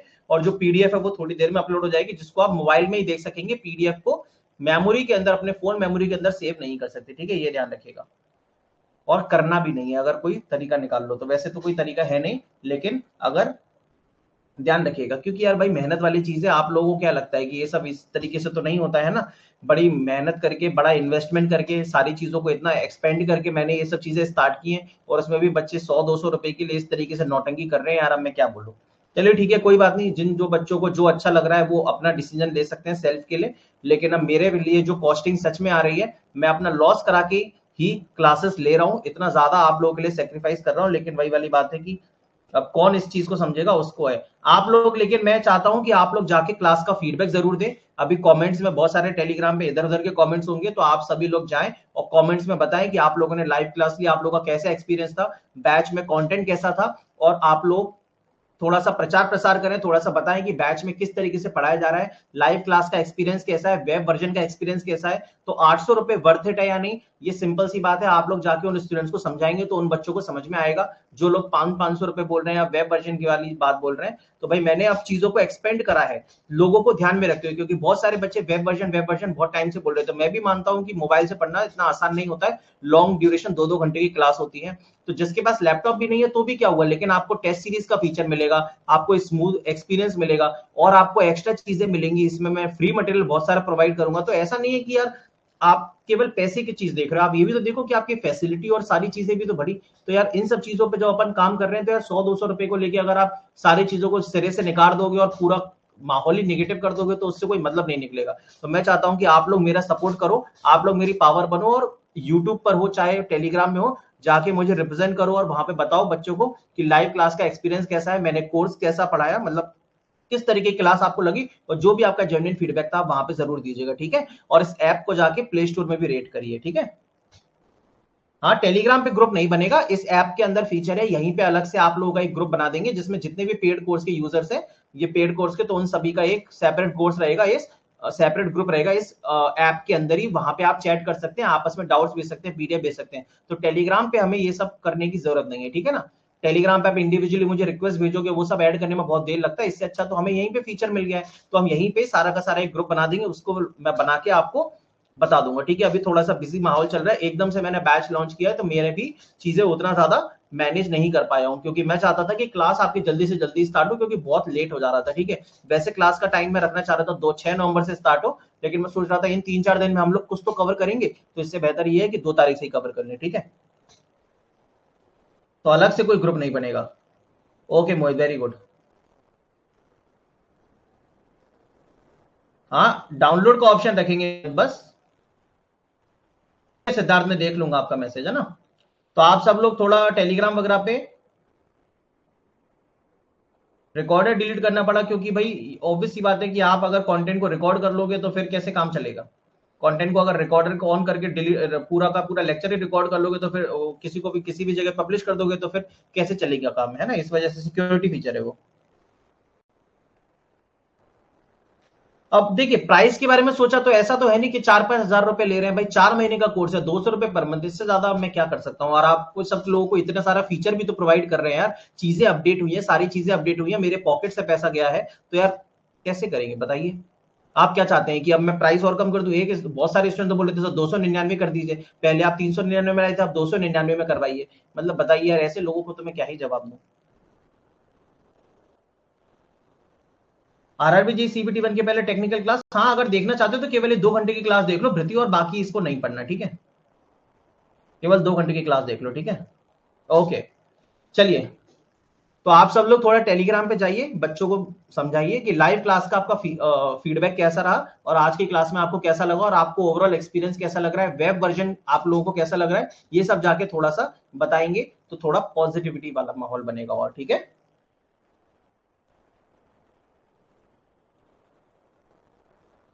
दोनों अलग अलग है, दोनों अलग अलग है चंद्रेश, दोनों अलग अलग है, वो अलग है, ये अलग है। ऑडियो कैसे ऑन हो रहा है, और यहाँ पे फिर ऑडियो का भी फीचर है, आप लोग लाइव मुझसे क्लास में बात भी कर सकते हैं, यहाँ पे पोल का भी फीचर है, क्विज का भी फीचर है, ऑडियो हैंड रेस का भी फीचर है, जो कि इतने बड़े प्लेटफॉर्म पे अनअकैडमी पे हुआ करता था, जो कि यहाँ पर भी है। मेरे पिछले प्लेटफॉर्म पे तो फीचर भी नहीं था, तो आप लोग हैंड रेस करके डायरेक्टली अपना क्वेश्चन भी पूछ सकते हैं, डाउट भी पूछ सकते हैं, तो कोई डाउट वाली चीज भी नहीं रहेगी। तो इतने सारे फीचर्स आपको जब एक क्लास में मिल रहे हैं, तो सिंपल सी बात है, कुछ ना कुछ कॉस्ट तो उसका आएगा ही आएगा यार, है ना। बस तो ये मेरी जेब में नहीं जा रहा है कोई पैसा, और आपको पता भी नहीं, आपको ऑब्वियस सी बात है भाई, सिंपल सी बात है, मेरे को कोई छुपाने की जरूरत नहीं है। जब इतनी सारी सर्विसेज कोई कंपनी हमें दे रही है, तो उसका चार्ज भी तो ले रही होगी, तो यार वो कैसे मैनेज होगा बताओ। आप क्या चाहते हो कि मैं 400 रुपए का कोर्स रखूं, 300 रुपए उनको दे दूं, 100 रुपए खुद रखूं, तो 100 रुपए में एक बच्चे को पढ़ा दूंगा 4 महीने के लिए। यार कुछ तो सोचो, है कि नहीं। अब ये सारी स्टूडेंट नहीं सोचता ये सब चीजें, उसको फीचर सारे चाहिए, सब कुछ चाहिए, लेकिन वही वाली बात है, ठीक है ना। चलो क्लियर है। अरे निर्दोष और किस लिए काम कर रहे हैं, बिल्कुल काम कर रहे हैं। बिल्कुल गौरव भाई, बिल्कुल। चलिए ओके, थैंक यू दोस्तों, बाय बाय एवरीवन, चलते हैं, ओके बाय।